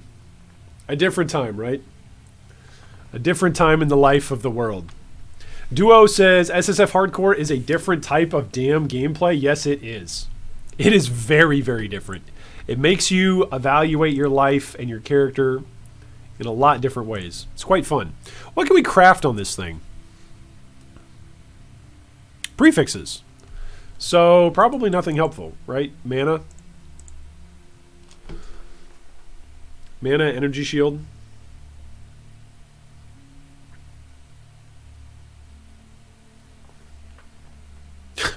Increased maximum ES off of my 239. I'm not MOM. I'm not sure what mana would do for me either.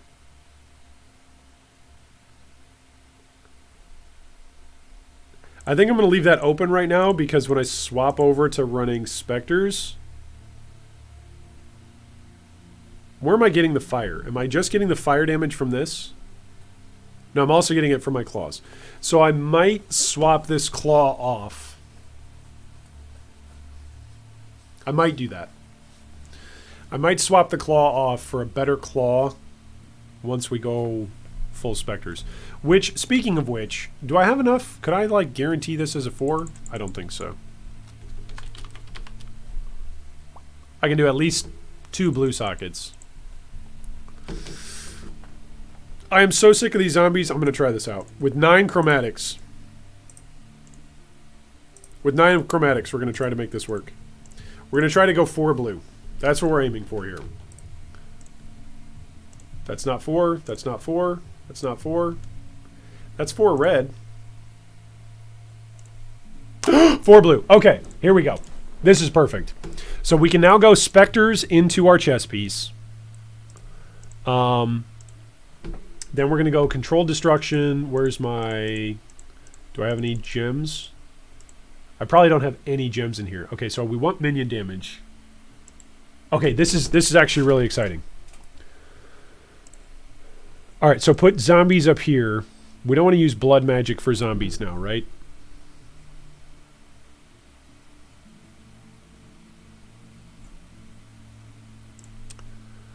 I think we want control destruction and LE focus for slave driver setup. I think that's what we want. I'm pulling up my POB from my favorite slave driver spectre summoner. Oh, I do have an elemental focus. That's good. I don't have a control destruction. Okay, so let's look here. Let's see if I can swap scenes so you guys can look with me.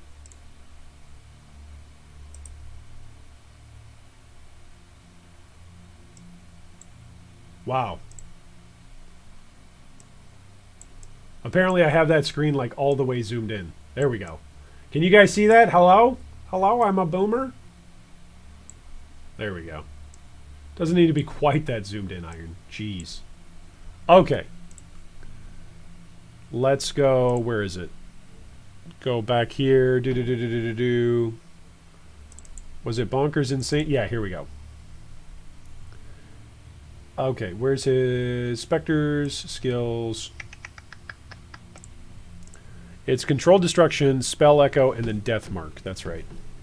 But he puts that in his helmet, and his helmet is what? Conk effect, minion life, minion damage, hypothermia, more elemental damage. Like, it's everything. It's everything you could ever wish for in a Spectre helmet. Oh, boy. So what is that? A pseudo 8 link? Yeah, it's a pseudo 8 link. Yeah.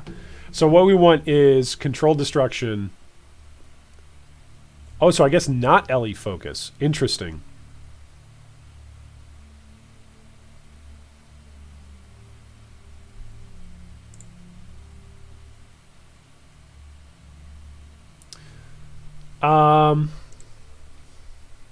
We definitely want the smidge, and I guess we'll do control destruction instead of LE focus. So we'll do minion damage, raise spectre. They're gonna have like next to no life. That's okay. That's okay. We'll make this work.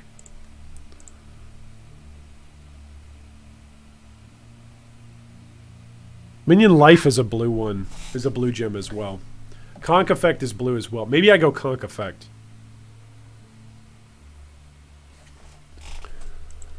Maybe I go conk effect. Okay, so decoy totem. We can get rid of dread banner now. We don't need the physical impale stuff.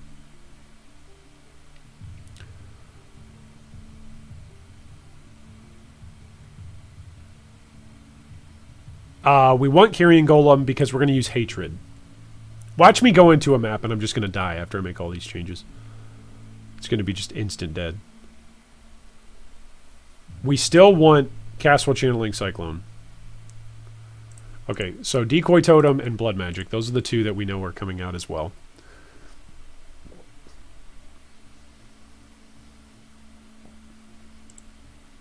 We could go Feeding Frenzy and Spell Echo. Nah, it's too many gems. I need to put Feeding Frenzy on my Carrion Golem.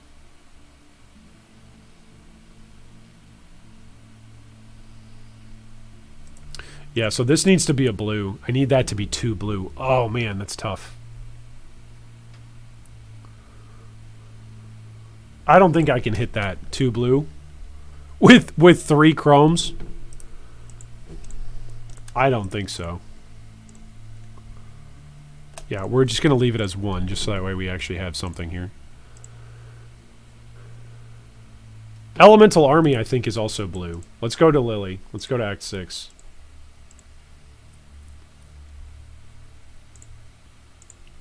Alright, I'm going to swap the stream screen back over. There we go.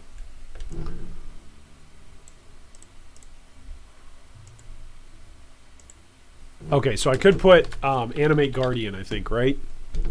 We could put Animate Guardian. We could do, instead of Carrion Golem, we could do a Stone Golem up here.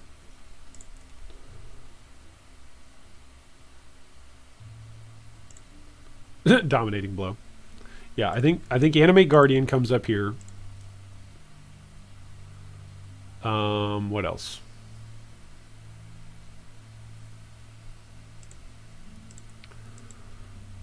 All right, I think we want Spell Echo.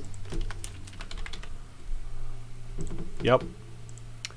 And then we want Controlled Destruction.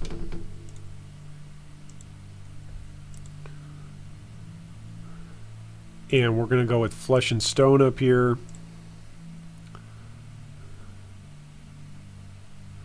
I think actually part of the reason why Decoy Totem and Blood Magic were in the same thing were just in case I ever ran out of mana.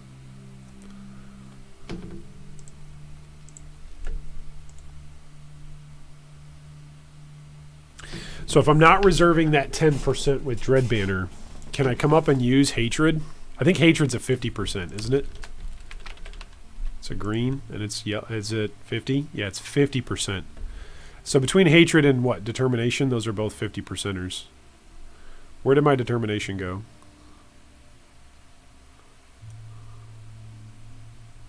Where did it go? Am I losing my mind? There it is. Yeah, it's 50%. Man.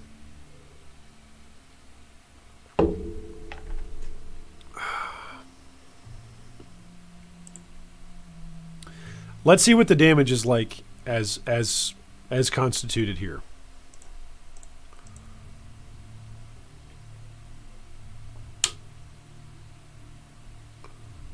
I could go Fortify. go Fortify for my specters, for my slave driver specters. Yeah, look at that. More melee damage for my slave drivers. Woohoo! Yeah, I don't melee hit. That's the only problem.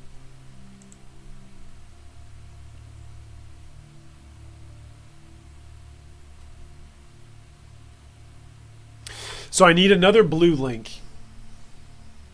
Ideally, so that way Feeding Frenzy, in a perfect world it'd be Feeding Frenzy and Maim for the Carrion Golem, but I never got the Maim set up this for this character. So that's a no-go. It's a no-go, Toto. Maybe I just run Determination and then go MOM just for more life. Am I right next to MOM? I am. That's kind of tempting. Raj says you can try to use the Jeweler's Orbs. If you get 1 blue on the first 2 sockets, you can try to craft a 3rd. Yeah, true. Too true. I'm trying to save these for a 6 link though, because I'm going to need the fusings. Okay, so we need to go grab a couple of things.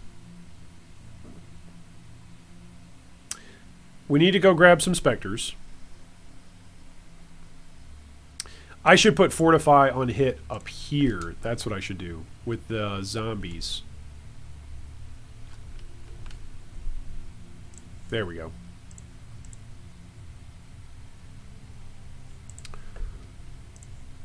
Decoy totem goes over here. There we go.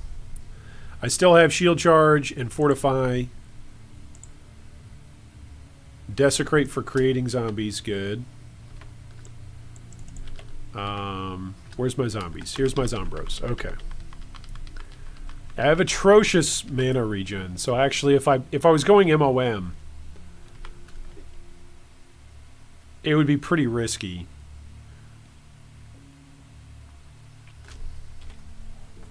If I had any kind of mana, like unreserved, where is it? Is it Sovereignty, 6% mana unreserved? If I do Sovereignty, then I could go Determination and Hatred. This tree is trying to do way too much. Look at this tree, guys. Look at this tree. I want the best of the Marauder tree. I want the best of the minion part of the Templar tree. And I want the best of the witch part of the block tree.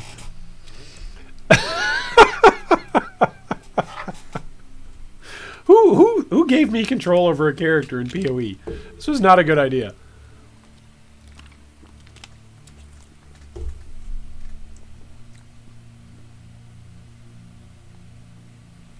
This was an atrocious idea. Alright, we're going to refund this so that way we can go Elemental Equilibrium. Once I get my Uber Lab, which is going to be, you know, never, I'll be able to respec some of this side of the tree. This is pretty nice. These are 3 nodes that I'm not sure about. Aligned Spirits is actually a lot of damage. I've done the calculations on this one. This one's actually like a ton of damage. If I could get rid of Indomitable Army, though, that would be 3 passives that would go into 15 life right there. Also, I have absolutely crappy jewels. Like I've found absolutely terrible jewels. Here's 1, 2, 3, 1, 2, 3, 1, 2, 1, 2. Like I've got what, 5 jewel sockets? 1, 2, 3. I've got like 5 or 6 jewel sockets that are all within attainable reach, and I have what? No jewels. Is there any life on any of these jewels? Life gained. Oh boy, it's atrocious. Okay. Let's go to Act 5. Hey, what's up, Kong? Yo, long time here since last stream. Anything happened? Our crappy hardcore solo self-found character is still alive. Our crappy Scion summoner that's dependent on block is still alive.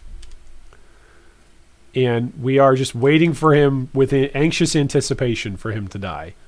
Slave catcher, that's not what we want. Hey, there's a slave driver. Kill that guy. Where is he? Here he is. Ta-da! Oh, whoops, I have Spell Echo already on. Pro tip. Take your Spell Echo out when you are summoning your specters. Otherwise, you'll accidentally summon like a whole bunch of stuff you don't want. And once you have one of your specters summoned, you can then leave, go to your hideout, and it's a lot easier to raise your specters rather than sitting in that zone a million years trying to get the right ones to spawn. Because when you go to your hideout, the only specters who are available for summoning are the ones that you brought with you. All right, so I believe we only can have 3. I believe that's where we're at. I'm going to make sure. Yep, 3 is our max. So let's see what the damage on these guys are like. Now, granted, minion damage is still there, but Controlled Destruction and Spell Echo are both level 1 gems. Also, they don't have Feeding Frenzy on them. Also, they're not in a 4-link helm. Oh, I could use, speaking of 4-link helm, I could use one of these with the +1 level of minions. I could do that. It's a lot of armor and life, though. Oh, Hatred has 10% reduced mana reservation. Maybe I can use Hatred right now, actually. Let's go try it. I forgot that I got that lab enchant. Let's actually try it. What jovial excitement it is today. Let's go check out Hatred.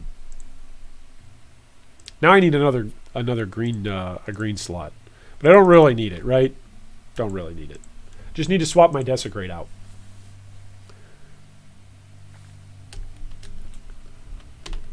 Look at that! We can actually run Hatred and Determination because we have 10% reduced. Now, we have mana cost is 22 on Flame Dash, so I can Flame Dash twice before I run out of mana. Shield Charge is 13. And Cyclone only costs me 2. Okay, so Cyclone still allows us to get around. So that's nice. Okay, so let's go die in a map. Right? Let's go give this a shot. Let's go die in a map. Let's go see if this Pier map is going to be it. Now that we've swapped over to using some Slave Drivers. Maybe this will be it, right? Maybe Slave Drivers on a 4-link is just genuinely going to be terrible. But I think because of Elemental Equilibrium, it'll actually be much, much better than what zombies were. For clear. I think. The real question is actually going to be, do they survive? And of course there's a bunch of proximity shields. Of course the first minions that I bump into are minions with proximity shields, right? Haha, you can't do any damage to us because we have proximity shields. They're doing some damage. Maybe I should use the little guys from Esh. Those guys, I hear those guys do some pretty good damage too. Oh, hey now.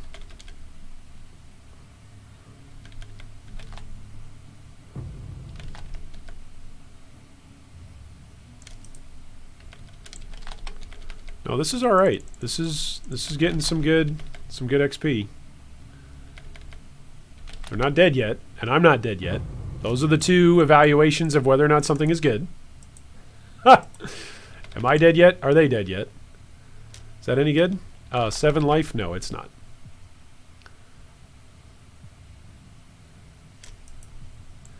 So our Cyclone should be making stuff vulnerable. Our Shield Charge should be making stuff vulnerable. Like we should have... With Elemental Equilibrium, we actually should have much better damage as this stuff levels up.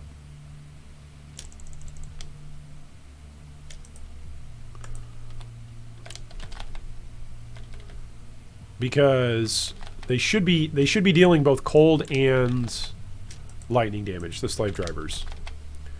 Hatred for the cold damage. Whoops, didn't click it. You actually have to click the totem or the shrine to get the benefit of the shrine. There's a lot of bad guys right here. Holy crap. Man, Delirium, it's going to feel like such a different game when Delirium is done and it's not in every single map. The amount of density that Delirium provides is pretty ridiculous. Like, this is just a white map. I did not alch this. I did not transmute this. This is just a straight up white map. Like, I feel like maps are going to feel a lot different after Delirium is done. Like, even on Standard the other day when I was messing around with that character, with my boy on Standard, I ran a couple of maps to set that character up before my boy was messing around in Act 1. Like, Tier 16 Minotaur maps were, like, empty as could be. Empty as could be, just because I'm so used to running Delirium maps, right? Whoa, that hurt. Whatever that was. What was that? Speaking of which, are my defenses still good? Ooh, apparently I'm pretty low on cold now. So maybe I should craft some cold on that amulet. Well, the amulet doesn't have room for it. Maybe I need to recraft cold onto something else. Because my cold has always kind of been low. Cast a random curse? Yeah, that's fine.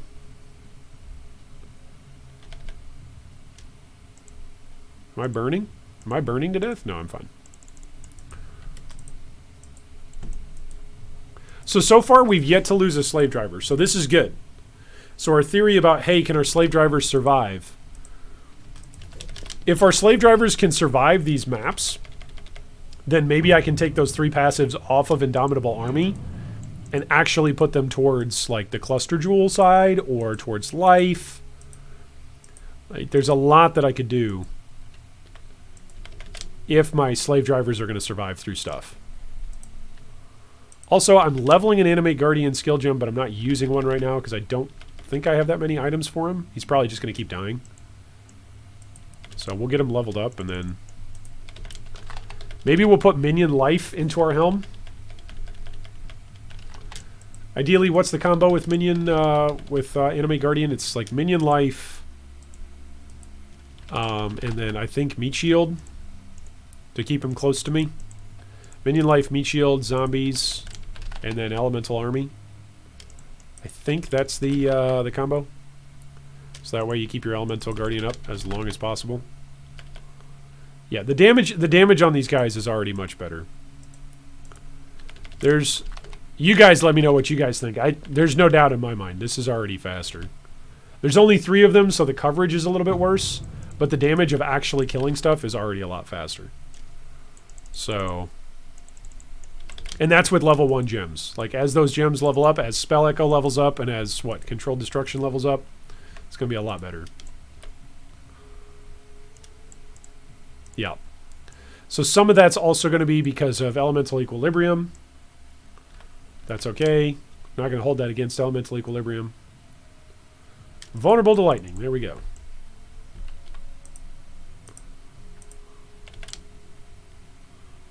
Ta-da! Dead. Oh, he dropped a chrome. Alright, anything else in here? 50 monsters? Momo says, grab the Templar reduced mana reservation. It helps a lot with stacking some nice auras. Yeah.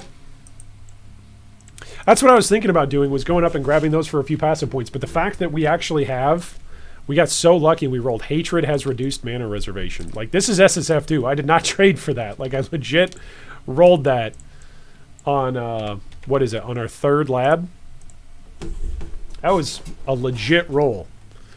Like, actually helpful for our build.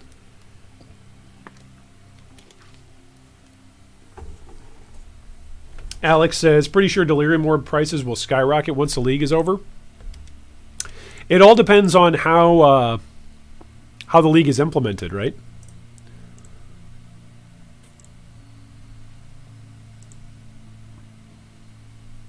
That's a lot of lightning resist. Ooh, that's a lot of life. 4-link chrome. Yeah, this is all crap. Alright, away we go. We just picked up 3 chromatics there. That was pretty good. Whoops. Oh yeah, I need to seek some more prophecies. That's right. I always forget about these. In SSF, I actually seek prophecies, right? Imagine I'm going to lose this character to some stupid prophecy that goes off. There's a high chance of that happening, right? All right, let's pull out all the maps and let's throw those in. Mind you, we're only doing tier 1 maps right now because I'm terrified to do tier 2s. Tier 2s, the last time I tried a tier 2, I think we got like half of our HP gone when we actually got hit. So that's why I'm kind of freaking out right now, trying to get to level 80. To get, where is it?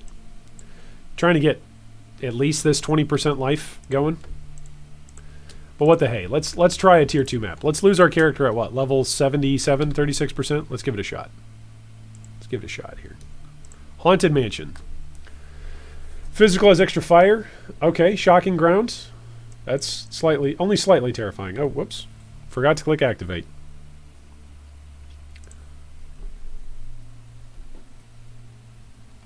If GGG applies the 10% treatment and no stacking treatment at the same time, it will cost about 2x for a crappy jewel. Maybe. Maybe. We'll see. We'll see what it's like. There's a lot of things that could change.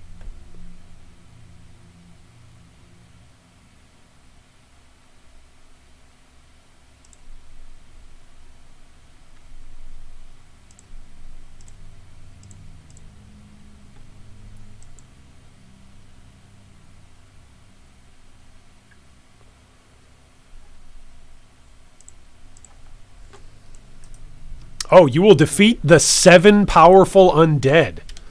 Oh, man. And there's bestiary stuff in here. This is... And there's an Ascendancy trial in here. Look at this. This is like a great map. This is going to be the best map that we've ever run. Maybe this is the map that Amir will drop for us. How long do you think it would take for me to grab a mirror and then log out and migrate my character? No, I'd probably keep this character, migrate another character, right? Not long. Not long is the answer.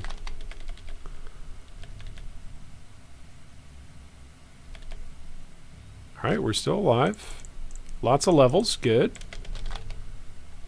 Keep that spirit bone offering up. Keep convocation going. Whoa, hey, hello there, Mr. Lag. Are those the 7 powerful undead? Yeah, they were. Wow. They do some serious chaos damage there. That was actually some chaos degen that got through.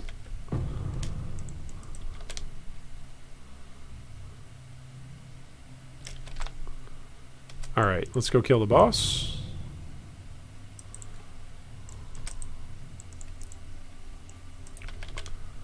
There's Fortify. Here's the boss. Double bosses, huh? Oh no, that's just a rogue exile. Okay. And he pops forms. Watch for him to scream again. Alright, there we go. Bonus objective complete. Man, it does feel so good to complete objectives, doesn't it? Game does a good job of making you feel good for completing the most menial of maps. You have defeated a tier 2 map. Oh, Mom! Mom, look at me! I beat a level 2 map, a tier 2 map, Mom! I mean, technically I've never done that before in SSF, so maybe I should call my mom. Yesterday was Mother's Day. Happy Mother's Day, by the way. Happy day after Mother's Day. Did you guys do anything special for Mother's Day? Whenever anybody asks me if I did anything special for my wife for Mother's Day, I say no, because she's not my mother. But my kids did something special for her, so that was nice.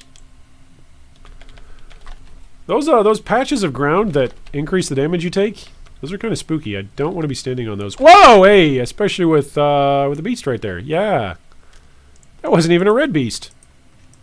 That's not acceptable. Okay then. Apparently, the damage is real in this map. So apparently that was about half of our HP with that hit that actually got through. So that was a bit spooky. So yeah, we could use some more HP. Let's get up around 9 or 10k HP. I know that's not even, legitimate for, Trade League, but let's do that. Let's aim for that. Let's just get up to like 12k HP. Let's do that in SSF. Okay, watch for the pools of degen. Oh, there's the Delirium mirror. That would have been nice to have seen that earlier. Pools of degen. Kill the rare. Oh, pools of degen.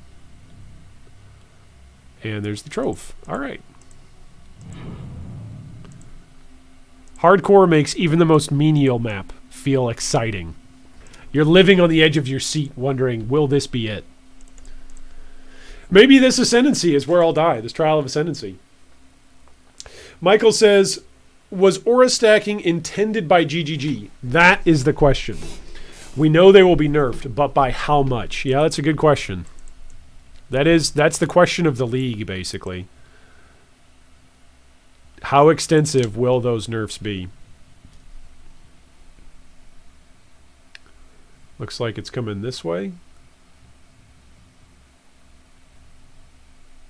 There we go. Made it past the first amount. So far, so good.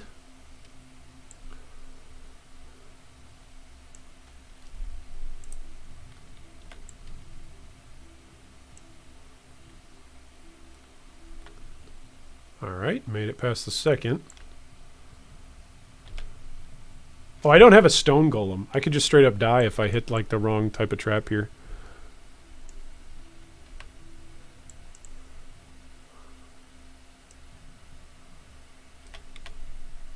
Whew, we did it. Okay. Never so tense a moment as when you're actually doing your Ascendancy traps in hardcore SSF. Is this how my character will go? I misclick with my mouse and away I go. I mean, that's how I lost my hardcore support over the weekend. I misclicked in a delve and Got stuck. Away we went.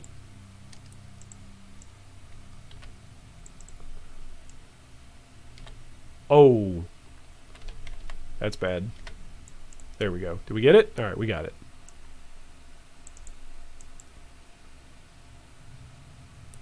Wait for this one to pop.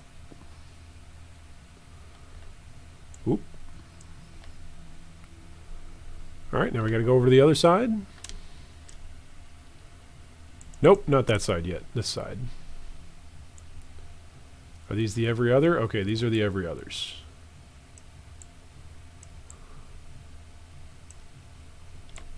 Kill that. That's going to drain all of our stuff.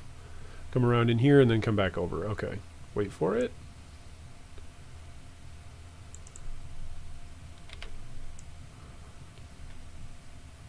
Okay, where is it? Here it is. Whoops. Do we make it? Nope, we're not quite going to make it. We made it. Whew! That was close. Speaking of close, my HP's kind of close here. Alright, we made it through. Fill up some flasks and go do the last part of the trial. And then we already killed the boss in this map, right? But we didn't touch the mirror. Yeah. That's a bummer. I probably did the layout in the opposite fashion I was supposed to. Whoops. Whoops. Hey now. You're an all-star. Let's just chill here for a second. That was a timed crank, I think. Yeah, it was timed. So... Oh, that worked, though. Whew! That was... Oh, boy! That would have been scary. Alright, so this is another timed crank. Sounds like me when I get up in the morning. Whoops. That's going to be one that's going to hit us. Okay, we got through. Nice. We did it.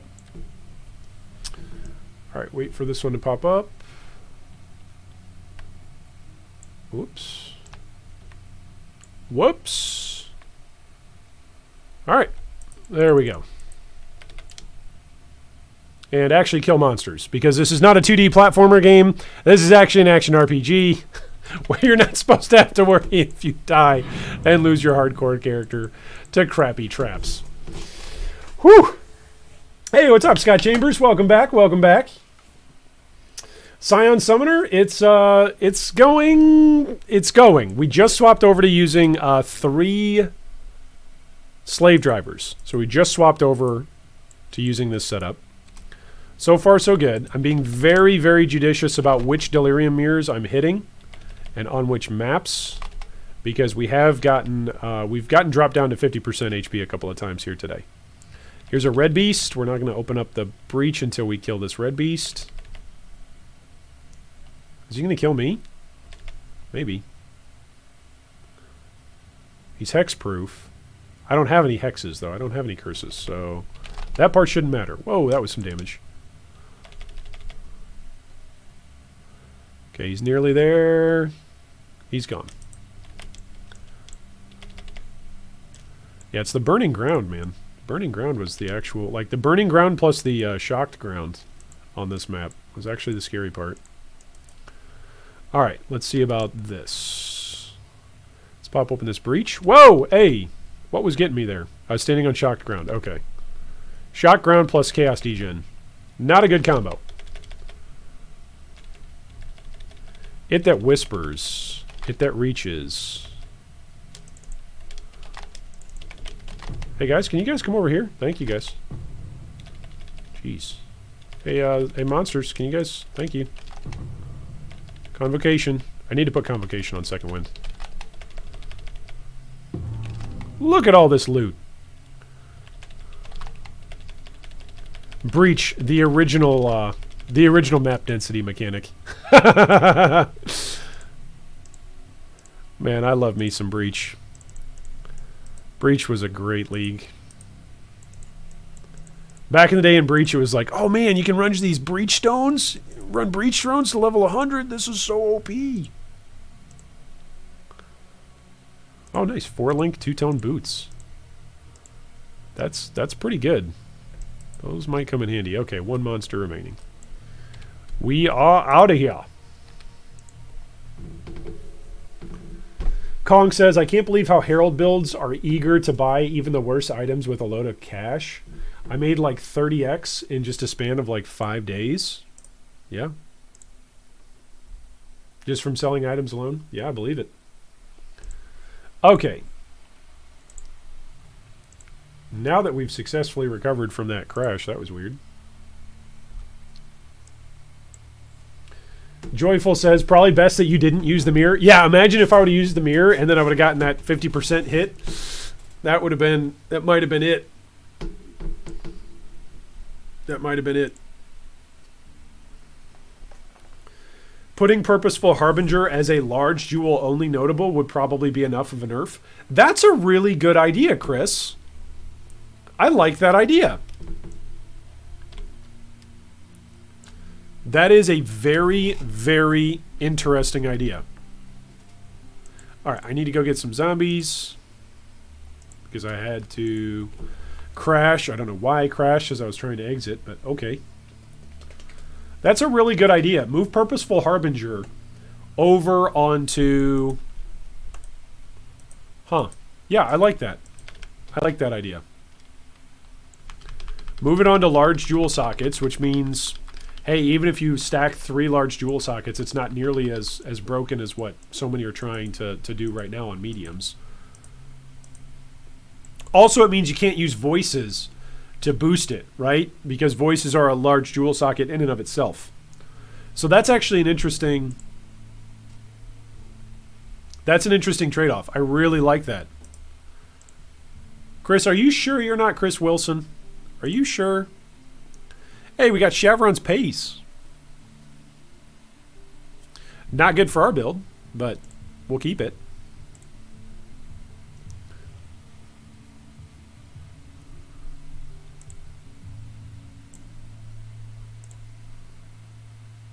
Nothing really that good to come out of that map.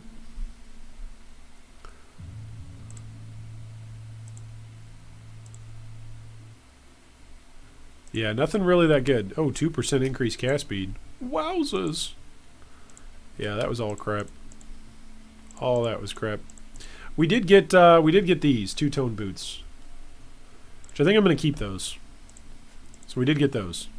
It wasn't all crap. It was just mostly crap. LOL, no comment. Oh, so Chris, you are Chris Wilson. Okay, if that's the case, can you tell us in chat why it is that... When it is that Synthesis is going to come back, please, please, please. We're all eagerly anticipating and waiting for the day when Synthesis will come back. If Chris Wilson was in chat, guys, what's one question you'd want to ask the lead developer of PoE? What's one question you'd want to ask him? I'd like to rant says, think I'm going to start a hardcore character, but I don't know if I want to do SSF or Trade League. Oh man, it's tough, Rant. It really is. Depending on what your motivations are, they offer two very, very different styles of gameplay. But hardcore in and of itself is a very, very different style of gameplay. So give that a shot and see what you think. I would advise going hardcore trade first, see what you think of it, because you'll need to upgrade like all the time. You will want to upgrade all the time. Like, I think it was this league or just the previous league, one or the other, that I was laughing about, like, leveling to Kitava with, like, a level 9 belt or something. That's not the case in hardcore. Like, you'll want to upgrade frequently. You want to maintain your max resistances as often as possible. You want to maintain as much of your health pool as possible just in case of one-shots. You're going to pay attention to and learn a lot more of the mechanics of monsters. You're going to pay attention to a lot more about which monsters are dangerous and which ones you can just, your build can just, you know, ignore and not care about at certain tiers, and at other tiers you're going to have to pay attention to them. So, for instance, every time I see these pukey guys, I'm like, hey, is that guy yellow? I'm double checking if he's actually yellow. Because if he's not yellow, then he might be that stupid boss from Delirium, and I don't want to fight him. Like, I right now do not want to fight any Delirium boss. So when I see those guys who can puke, I'm kind of like, all right, is that a guy I actually want to be interacting with? Not sure if I do. It's one of the reasons why I'm playing kind of cautiously here in the Delirium. And that's just a factor of being in hardcore. The reason why I would suggest going hardcore trade prior to going hardcore SSF is just because you'll at least have the option, if you do have some drops and some currency that you can farm, that you can go purchase those upgrades, right? You're not completely reliant on farming yourself or on crafting yourself to get those upgrades that you need. Like, leveling this character, I've officially dropped more in the same amount of playtime. Like, I've dropped more Exalts 1 than I did on my League starter in softcore. In like the same amount of levels. But the difference is that I was able to trade for a lot more stuff in softcore, right? So...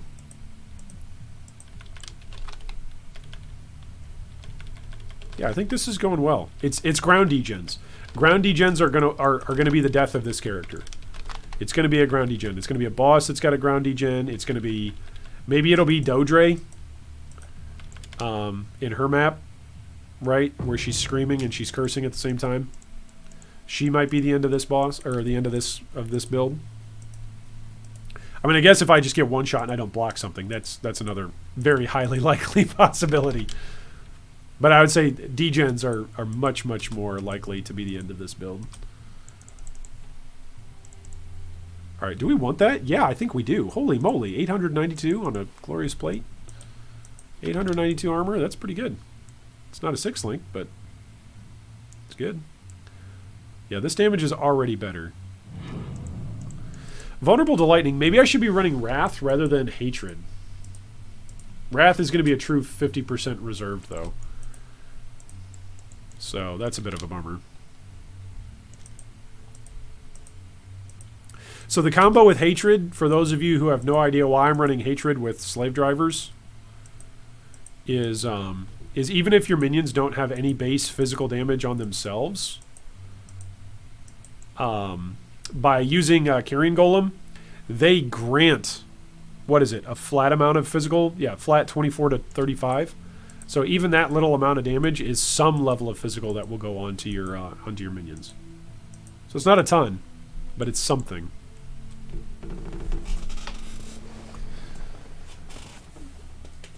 Habron says, but you could still get Purposeful Harbinger with Megalomaniac. Yeah, that's a good point. Alex says, I would tell Chris Wilson, bring on Synthesis 2.0. Yeah, we all would. Raj says, to the devs, have you ever tried to do Tier 16 100% Delirious maps? They probably have. They've probably just done it with some pretty broken characters, right?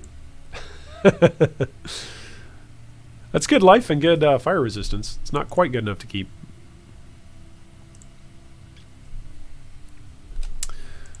I'm probably not going to get an upgrade until I boost. I really boost and go up another level, right? Of tiers of maps. But this is good. This chess piece, I feel like this chess piece has got promise. Maybe I should throw some jewelers at it. I mean, obviously I want this to be a bunch of blues.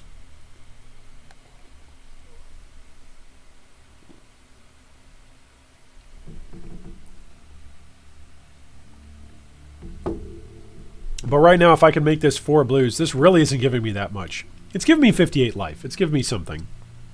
But the amount of armor that this is giving is double. More than double. I kind of feel like it's worth, what, 20 jewelers to throw at it? That was a 4-link. It could, in theory, go 6. It's the proper eye level. All right, so we got a couple of 4s.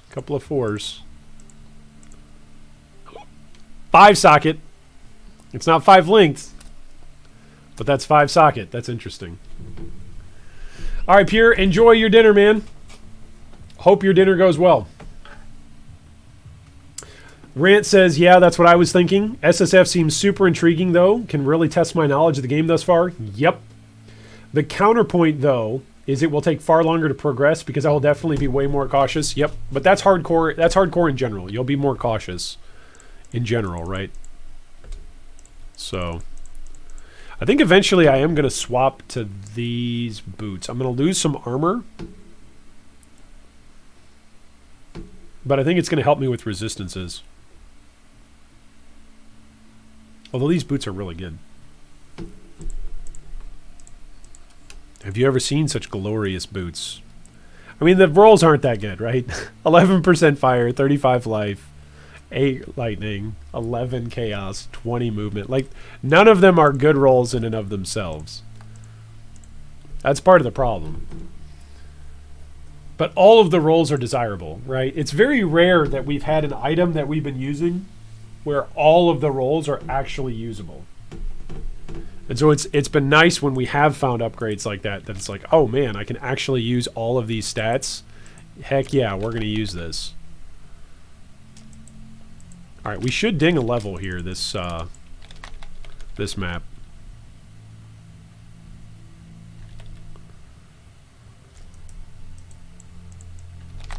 Oh, detonates nearby corpses? No, sir. We are getting away from that.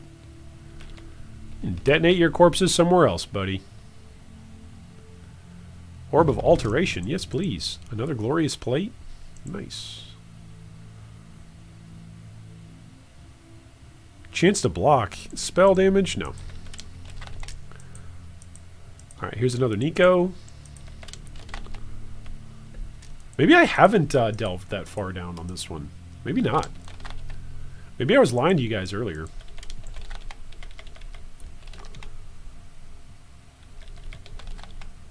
That doesn't sound like a very G3 cool thing to do. Lie to people about delving.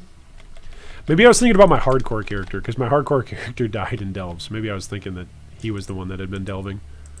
I don't remember. Do you guys remember if this guy's done any delving? Have I done any delving on stream on this guy? I don't remember. Large cluster. Whoa, hey now. Speaking of a large cluster, I'm in the middle of one.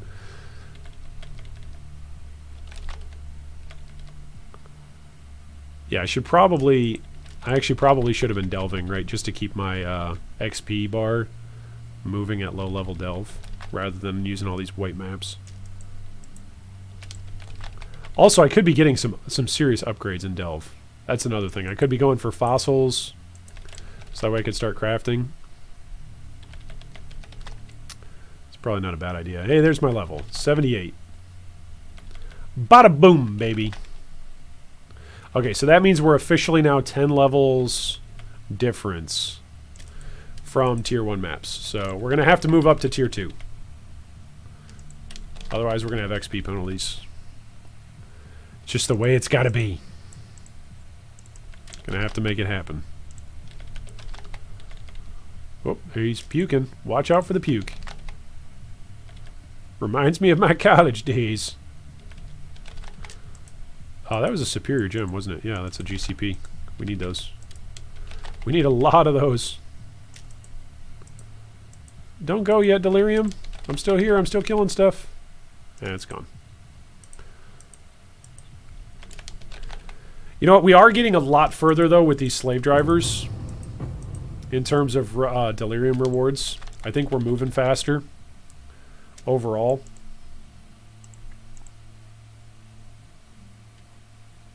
Nice. 2 essences. Nice. And a weapon to unveil. Nice. So I think it was a good decision to swap to slave drivers, even though there's only 2 of them or 3 of them. It might feel like it's less damage. Oh, 4 link. But it's actually not. They are actually faster. Wow.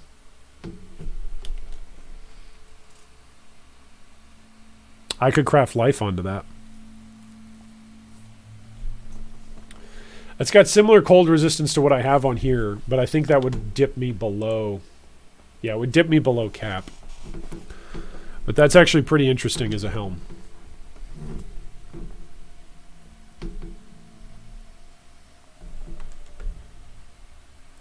Jeff says, Iron, do you recommend using a battery-powered wireless mouse when playing hardcore? No. No, I do not, Jeff. No. I am using a... I don't know if you guys can see this or not. Can you guys see this? I'm using a vertical mouse. So this is how it sits. And then, ta-da! So that is much, much nicer on my wrists. Scott says, I really enjoyed your video essay on the PoE story. Thanks for that. Hey, Scott, I'm glad you enjoyed that. I believe it or not, that I really mean that when I say that was like my magnum opus. That was... If I die anytime after that was written, at least in terms of PoE stuff, I think I've contributed and given back to the PoE community and done my best to faithfully represent my experience in PoE. I'm actually going to move Jun. Jun, come over here. You come up and hang out with Navali. There we go. If you guys are interested in this hideout is the Brutal Hideout, by the way. That's the hideout that I use. And it's a pretty nifty hideout. You get it off of Farming the Tower map. And I have done my best to make it to call it a home. So it's quite nice. It's quite a nice little hideout. Alright, so now we need to move up in terms of our maps. Let's go do the Ashenwood map. And then we'll do the Cursed Crypt. Let's do Cursed Crypt first. Oh, look at these. These are already magic. This is perfect. Oh, a strand map. That's my favorite. Sulfur vents. There we go. All right. So we'll do these 5. Let's do these 5 and see how that goes. Are there any of these that I really... Are there any mods that I wouldn't want? I'm trying to even think. I don't think there are many mods that I have to care about. We've done some delve? Okay. Some delve. Some delve is okay. I'm alright with some delve.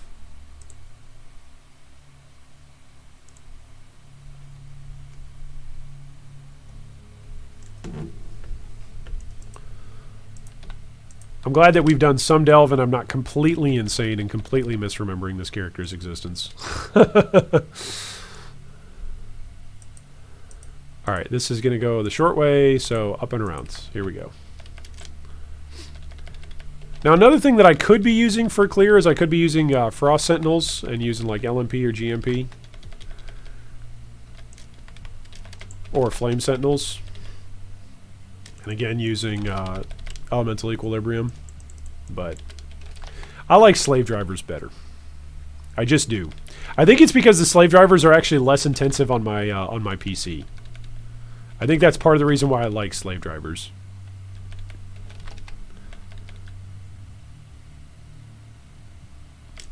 Because Slave Drivers, for whatever reason, my PC can handle. Can't always handle all the projectiles coming out when stuff gets supported by LMP and GMP. Oh, look at that. Beyonders are on this map. That's nice. It's good XP.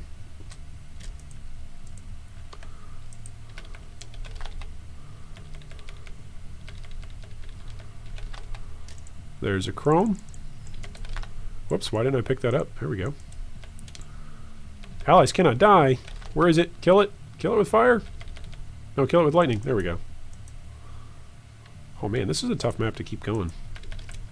So many dead ends on this map. Isn't this based on the Boiling Lake? Yeah, that's what this is. This is the Boiling Lake in Act 9. Whoa, that was a lot of gems. That's a lot of superior gems. That's some GCP right there. Superior Immortal Call. I might actually want to use that. More allies cannot die. Jeez, what is up with this? Beyonders today. It's the Beyonders who are the ones who want to actually be hitting stuff. With allies cannot die. It's like the third Beyonder to have it. RNG is RNG.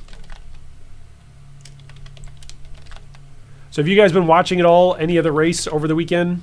The PoE Chinese race with a whole bunch of the big time streamers. It was really fun for me to watch. I was tuning into mostly Steel Mage, a little bit of Zizran, and then I forget the name of the third racer who I was also watching.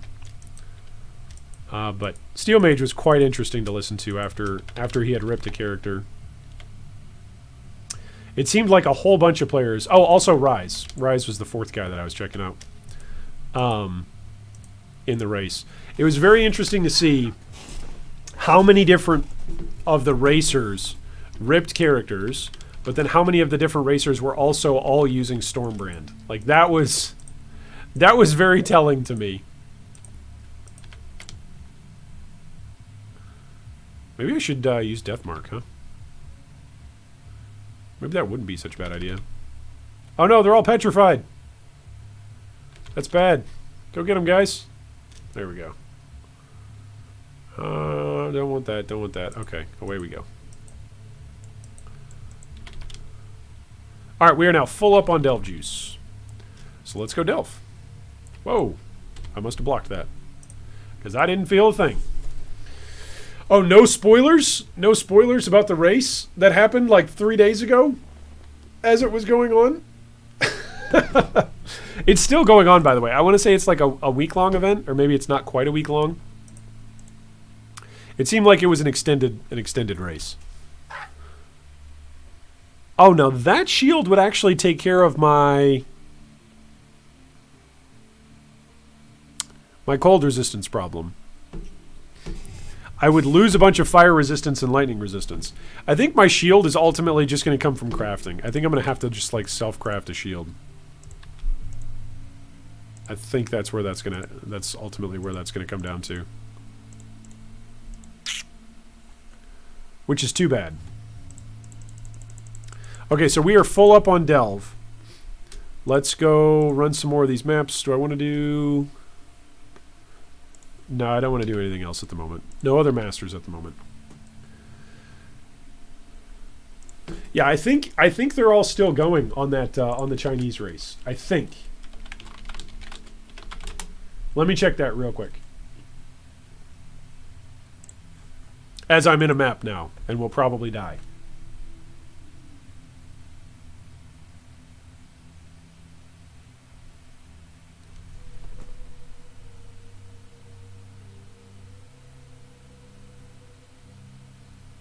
Oh, maybe. What? Why is this a post from 2018? That's funny.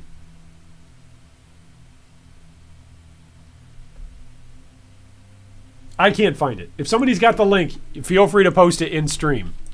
If somebody's got the link to the ladder, if the ladder is ongoing, or to the information about the Chinese PoE race, feel free to post it. If your post gets removed or whatever, I'll make sure to go back in and fix it. But I could have sworn they had said that it was longer than a weekend race. I thought it was lasting for a couple of weeks. Maybe it's not like the grand prize is lasting a few weeks. Maybe there's like a Delve prize or something like that. Sometimes Delve prizes last longer.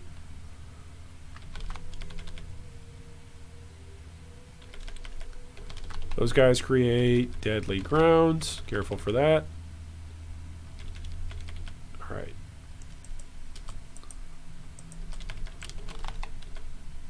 Yeah, it was interesting to hear the perspective of some of the racers just on the difficulty and the differences with the PoE Chinese server.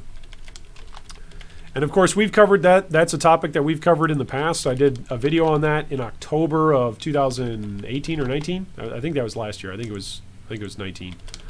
Where we talked about some of the differences between Exile Road, which is what PoE is called in mainland China. But it's interesting to see a lot of the pro players getting to play on that server and actually experience it. Ooh, the gem cutter, nice. It's a vol gem, so we can take that. Take that. It's actually going to be the topic of our discussion video tomorrow. Is how many different players are asking for quality of life options from the Chinese realm. A lot of players are for the first time seeing the quality of life options that are present on the Chinese live server. And it's quite interesting to see how players are asking for some things and how some players are asking for some features not to come to the international version of PoE. So if you're not familiar with this or you're new to this discussion, PoE has two versions. It's got one version that's called the international version. That's the version that you and I are most likely playing on. And then it's got a mainland China version which is owned and operated completely by Tencent. I believe it's like 86% ownership actually from Tencent, but they're the ones who operate it. So Grinding Gear Games doesn't necessarily decide the balance or the updates, etc. They work in partnership when it comes to new content that's coming out, but in terms of the way how the business operates, that's going to be all controlled by Tencent for the mainland Path of Exile server in China. So it's very, very interesting to see some of the differences. For instance, they have loot pets that actually pick up stuff. They've got like a dump your tab ability. There's some other key differences that are pretty interesting quality of life differences. But we'll talk more about that during tomorrow's video. So don't want to talk you off about it today, but we're going to chat about it more tomorrow. But that's a topic for tomorrow. It's quite interesting to see. Chris says, do you think the Archmage should be nerfed? I think it's incredibly strong, but there are a couple of pretty big restrictions on it in terms of late game scaling. Yeah, I think it's good where it's at. I don't think it should be nerfed. I think its late game scaling is part of what holds it back, and I think that's a part of what makes it balanced, right?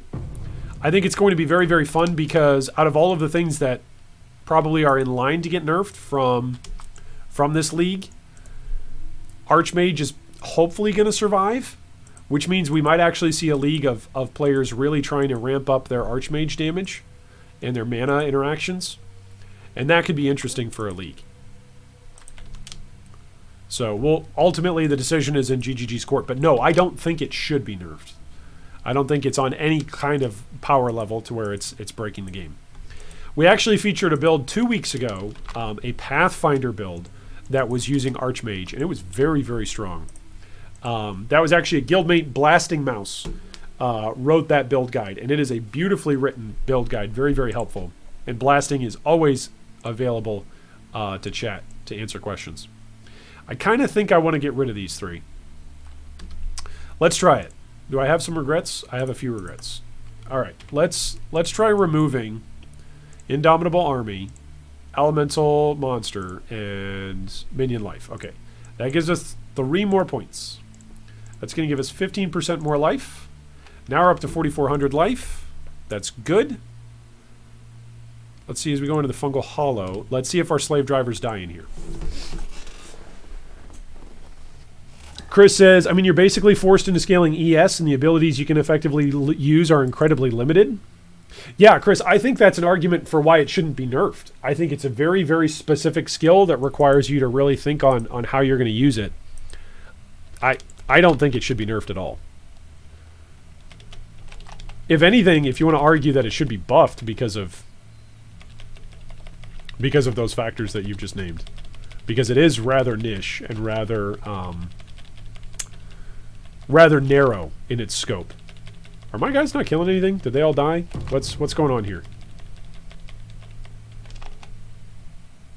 Fellas, are we just not gonna kill these guys?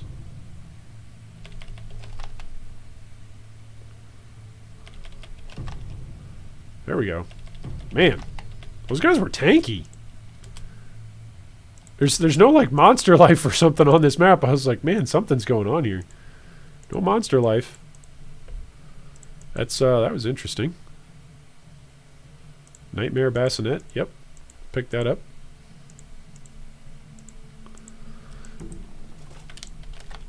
Jeff says, I liked watching the races when they had a streamer providing color commentary about the race as it was going on. Yeah, that's ultimately, I think, PoE's future as an esport has got to be in making the game much more viewer-friendly, right? Just watching an individual racer is fine.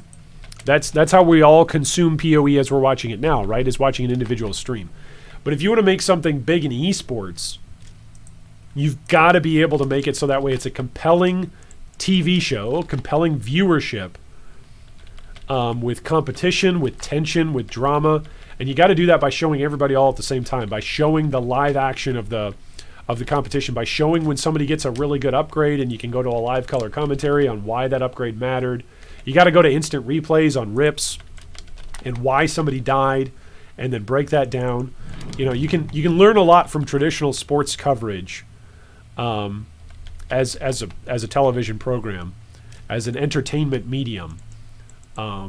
If PoE wants to expand into the esports realm, which I don't think they do. I think Blizzard and Riot and Steam, Valve, I think they've all made massive strides in the esports realm. I don't see Grinding Gear Games making a big push in that regard. But Tencent really, really loves esports and makes a ton of money off of it internationally and locally in China. And so it makes sense that from an esports viewership standpoint, if anything was going to be at a top-notch level of presentation for us as viewers, that it would be a Chinese race, because they really do a good job with their esports. All right, let's see if Oak kills us here. He hit us. I think one of his totems hit us, but I think we're good. I think the block build is going to work until the day that it stops working and we just get hit and die instantly. Also, those 3 points off of our spectres, so far the spectres are still surviving. So those 3 points off of defensive purposes for the spectres and the zombies. Haven't lost a zombie yet, haven't lost a spectre yet. So that's good news. At least as of right now, I don't need those passive points to be utilized in that way. Oh boy, drops 2 additional silver coins. We're rich. Okay, I don't really want to fight the metamorph over here. Let's fight him over here.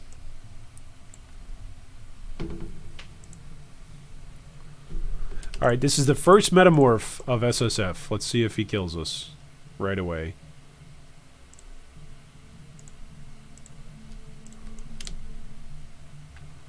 Okay, we've got our stuff going. Here comes a big slam. He seems like he's getting slowed quite a bit. Oh, kill the totem. Kill the totem. Thank you. Kill him. He seems like he's really slow. Do you guys not see that? Doesn't he seem like he's really, really slow? Like, I'm not using enfeeble or temp chains or anything here.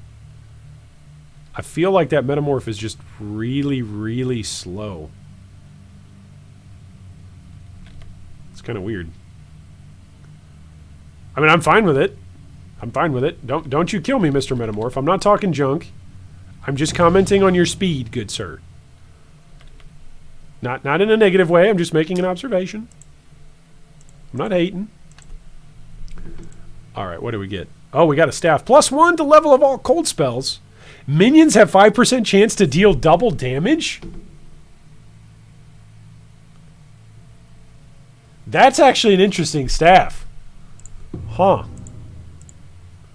Oh, we got a catalyst. Nice. That's actually a pretty interesting staff. Goodbye sword, hello staff. I mean, I'm not going to use it. I like my shield, but that's pretty interesting. Jeff says, if they make Fevered Mind limited to 1, then it would be a stealth nerf to Archmage. Oh yeah, why would they do that? Is that being rumored anywhere? Why on earth would they do that? That seems like a terrible idea. Like, I mean, it's GGG's game. They can do whatever they want. Okay, they can do whatever they want. They're the game developers. However they want to craft Path of Exile is ultimately up to them. It's their baby. It's their love child. It's their work. It's their job. It's their livelihood. That being said, why would you want to nerf something that hasn't in any way, shape, or form been impactful or detrimental to the league or to retention rates? Like, way more people complaining about the Guardian Purposeful Harbinger, and even the Warcries. Even Warcry stacking is way more of a threat to player engagement and player enjoyment. Like, oh, on the last guy. We lost on the last guy. I don't see there's any way that Fevered Mind. I don't know. Maybe I'm way off base there. I don't see that there's any way that Fevered Mind could get hit with a nerf bat or limited to 1. That would make no sense to me. If you guys have read somewhere or seen something that has indicated to that, let me know. Now there's a 6 socket. It's got terrible, terrible base numbers.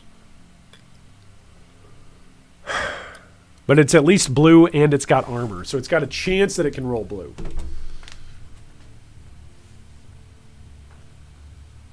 Maybe it could be a 5 blue, but that would be pretty rare. I should just turn that into jewelers.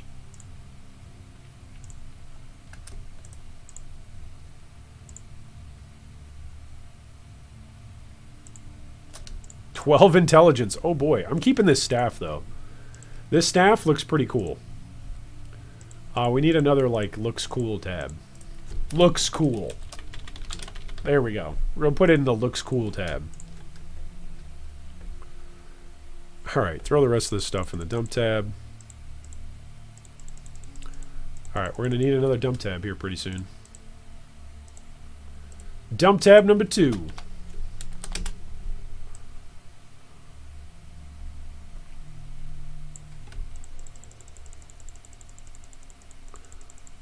All right, we got 2 more maps to run. Ashenwood and then the Strand map. Oh boy, I'm so excited to run that Strand map. Chris says limiting fevered minds to 1 would kill late game Archmage. Yeah, I don't see why that would be a thing. If anything, if Archmage, I feel like if Archmage gets nerfed at all this league, it's not going to be Archmage. It'll be Stormbrand. Right? Archmage is not the problem right now. The way how Archmage interacts with Stormbrand as opposed to anything else might be viewed as a problem from a development side of things. Because any sort of tweak or buff or change that they make to Archmage is going to be an immediate tweak or buff or change to Stormbrand. That's about the design space of it, not a nerf to Archmage. That's about Stormbrand. I don't know. That's at least how I see it. Love to hear if you guys have a different opinion. Scott says, I think that's probably the goal of PoE 2. Are you referencing the esports there, Scott? The changes to the sockets alone make it a little bit more viewer-friendly, less for the audience to track. Yeah, that's very fair. You know, and even with stuff like, what's it called? Is it called like the Armory? The various like the various inputs that you can put into like Twitch and stuff to look at other people's gear. Like supporting programs like that will make it so that way viewership is a lot easier to enjoy in PoE.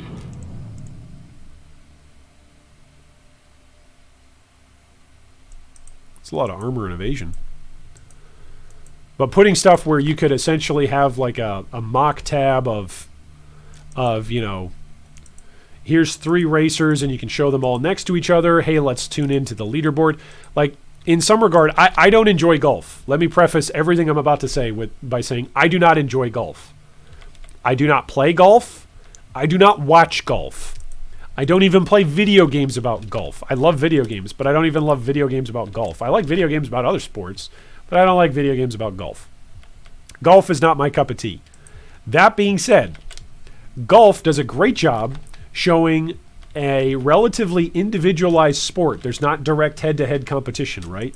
PoE, there's not direct head-to-head competition necessarily, right? Now, there's a timing element to PoE that's different than golf, right? But the reality is that in golf, you're tracked by your score, not by your time completed. So you'd have to change that aspect of things. But golf does a great job of saying, hey, let's go check in with this player and see what they're doing. Let's go check in with this other player and see what they're doing.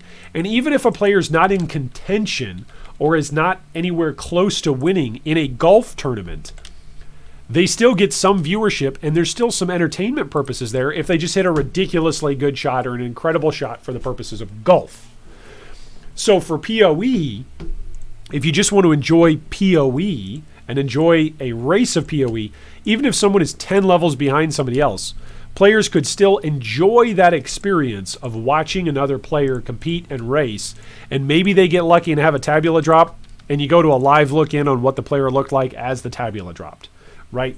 Maybe you go and you look at a live look in of somebody that just has a stupid death, Maybe you go do a live look in whenever anybody takes on Kitava or whenever anybody ascends. These are all different options that you could have, right? Essentially, all the stuff that turns into Twitch and YouTube clips that get pumped out after a race or after an event like this, they go, hey, here were the highlights, or here were the 10 clips that you really need to see. Whoa, I'm getting hit there. Oh, it's because she's got a bunch of ball lightnings going. That's the sort of stuff that you would want to see on a live event as it's happening. You wouldn't want to see it, and you wouldn't have to see it if the production level and the production team and the director and all the different camera angles that need to be there and all the different streams need to be connected and set up. If you've got that all set up properly, then you could show, hey, so-and-so as they're trying to craft their first 6 link of the race. Or so-and-so as they're trying to beat Merveil while so-and-so just ripped another character. Like, it wouldn't all have to be picture-in-picture. It could be highlights and breakdowns. And you could do live look-ins, right? You could live look in on Steel Mage or Zizran or Rise or anybody's stream. Do a live look in and do an interview, right? The racers wouldn't like that very much. They're like, hey, man, I'm trying to focus here. But that would be pretty fun from a programming, from a participation standpoint to go, hey, what's going through your mind now as you're pushing through Act 2? What sort of upgrades are you really looking for? All those sorts of questions. Monsters deal extra physical as fire. Let's go get killed in this Volside area. Holy moly.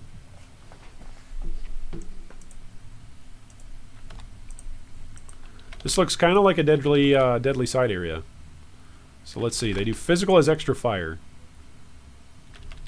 I really need the Pantheon that's just like, hey, degens do not matter. Ooh, what was the corruption on that? You cannot be cursed with silence? That just straight up dropped for me? Nice.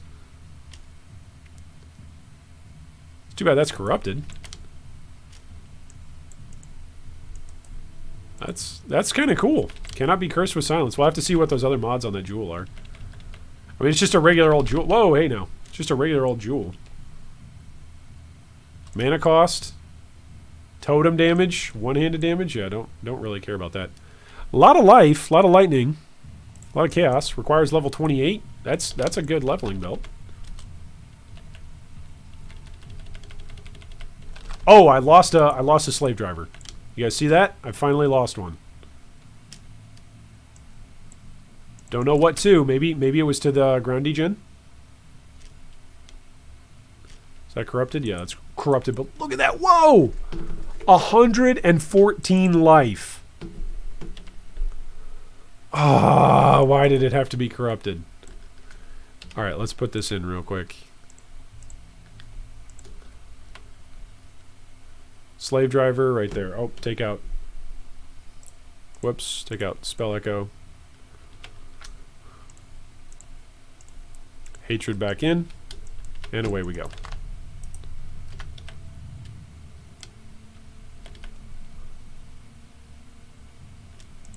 Yeah, that shield might actually be an upgrade. It's got elemental resistances as the implicit. That could be... It's got potential. What's this? Whoa, hey now. We're degenning. Why am I looking at items? Kill monsters, then look at items. Oh my goodness, I'm losing all of my specters. I'm losing all my zombies. What is killing me? Vulnerable to lightning. What is his problem? Let's get away from that guy. Go away, dude. You are not welcome here. Saruman the Wise. He killed my golem, he killed all 6 of my zombies. And he killed all of my specters. Okay then. I might actually have to pay attention to killing this guy. It's probably a good idea if I just pay attention in general, right? Hardcore and all that.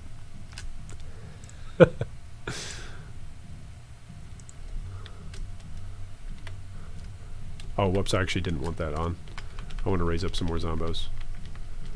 Alright, we got our 8 zombos. Alright, here we go. Alright, let's find whatever this guy is. Get on top of him right away. Alright, get him dead. Get him dead. Alright, get off. Whoa! Hey now. Okay, he's got spell echo or something.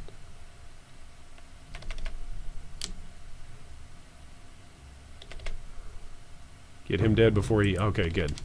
Wow, that was spooky. He fired out like the chain... I don't even know. Like the chain spread attack from the guy in Haunted Mansion. That was spooky for a moment. Alright, let's grab this Orb of Chance. Let's touch the butt. There we go. Cast Lightning Storm. Gem Cutter. Anything support? Nope. Nothing superior. What did we get? Obtain rewards from Vol side areas. Okay, nice. It's got life on it, but that's about it. Vol Impurity of Lightning. That's nice. And we got a Crushing Squall. You will discover an area with a Crushing Tempest. Ooh. YOLO hardcore? Yeah, that's right. You gotta touch stuff. You gotta touch the various strong boxes. Oh, right. We still had Delirium here. That's funny. Alright, kill this stuff. I forgot we still had Delirium rolling on this strand map. That was a little bit of PoE Inception going on right there.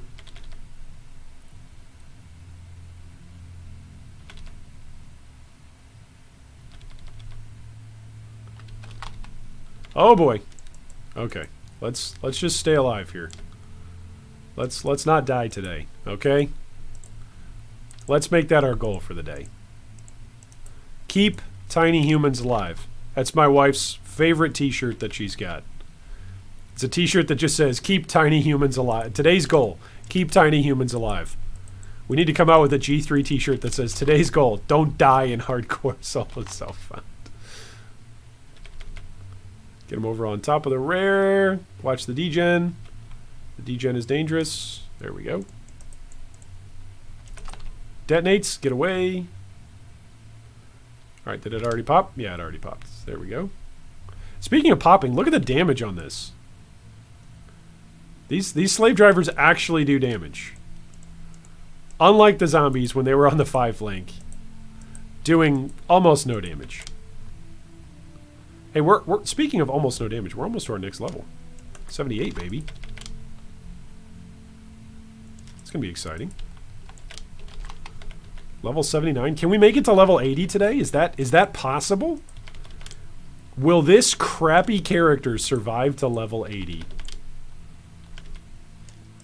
This ought to show any of you who are new to Path of Exile that it's okay for you to play a character that's crappy, that doesn't have great gear, and you can still push for some levels at least. Now, I'm not going to say high levels, but I will say for some levels. Oh, I don't have Fortify on.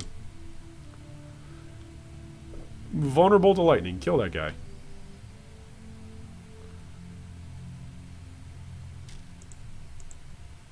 Goliath gauntlets. Nice. Alright, all the rest of this can go away. Yeah, I don't really want the Crusader plate, actually. It's too many red links. I'm going to have to swap over to CI, aren't I? Oh, I'm going to have to do it. I didn't quite ding that level. Look at that, 99%. A couple monsters away. Alright, let's take a look at this.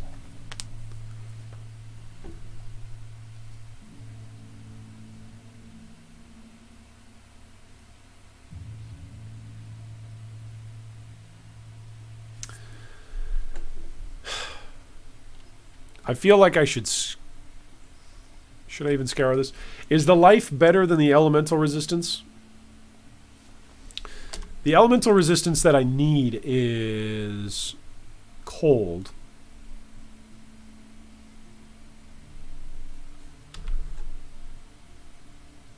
It's got 20 chance to block. It's got 22% chance to block. This is 25.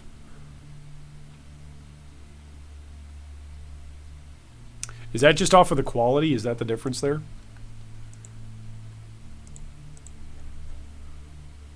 Don't I have a second money tab? Here we go. Crafting. Thought I had a second money tab. Just throw that right there. So do I have a scouring? So if I scour this and then I armor it up, no, it's still 22% chance to block. That must just be the base. It must just be the base. Like, a tower shield's got a better chance to block than the kite shield. That's what that's got to be related to.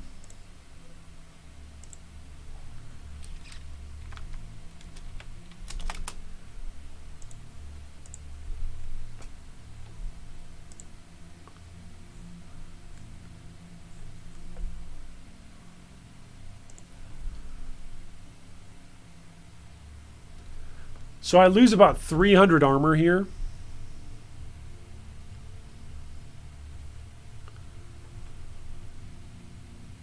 But this is kind of interesting. I think I'm going to keep it just as an Archon Kite Shield. Where should I throw this? Do I have any other 5 links? No. Let's put it in our Looks Cool tab. Let's put this in our Looks Cool tab too. Look at that. 114 life. Ah! Oh, man.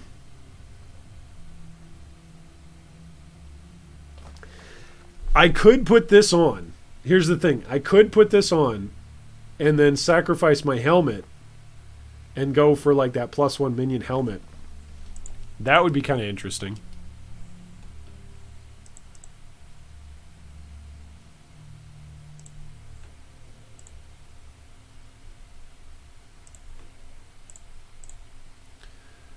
Yeah. I don't know how well that would work out. All right, let's sell the rest of this stuff. Sell the chromatic. Take a look at these gloves. Those gloves are nice. Those are definitely upgrades in terms of their base, but that's because of the increased armor. Yeah.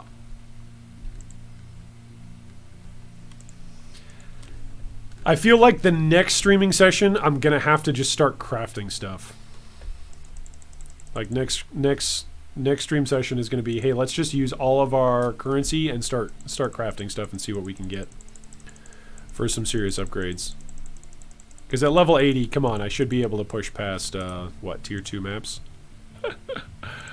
No matter how crappy a build is, it should be able to push through tier 2 maps. Oh, I wasn't using Spell Echo there for the end. No wonder why it took me a while.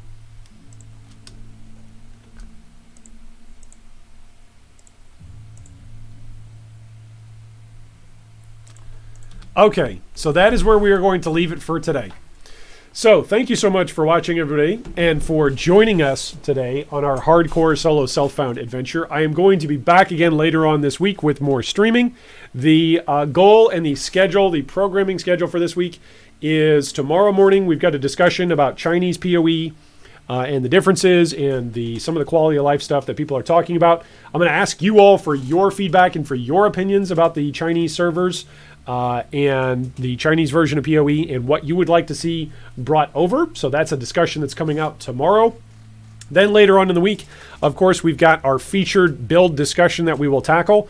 And I've also been working on making some predictions about 3.11.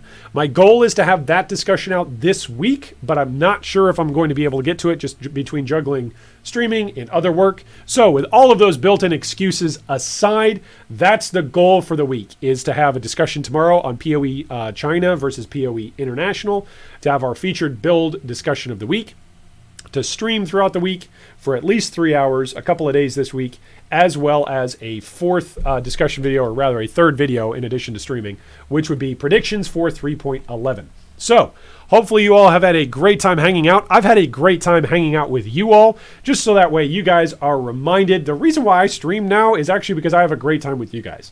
So thank you for coming by, dropping by, and making this an enjoyable experience for me, because otherwise I'd be playing PoE by myself right now. Either way, I'm going to be playing PoE. But getting to play PoE with all of you makes it that much more fun. So thanks so much for dropping by, for hanging out, and I hope today is the day a Mirror of Calandra drops for you.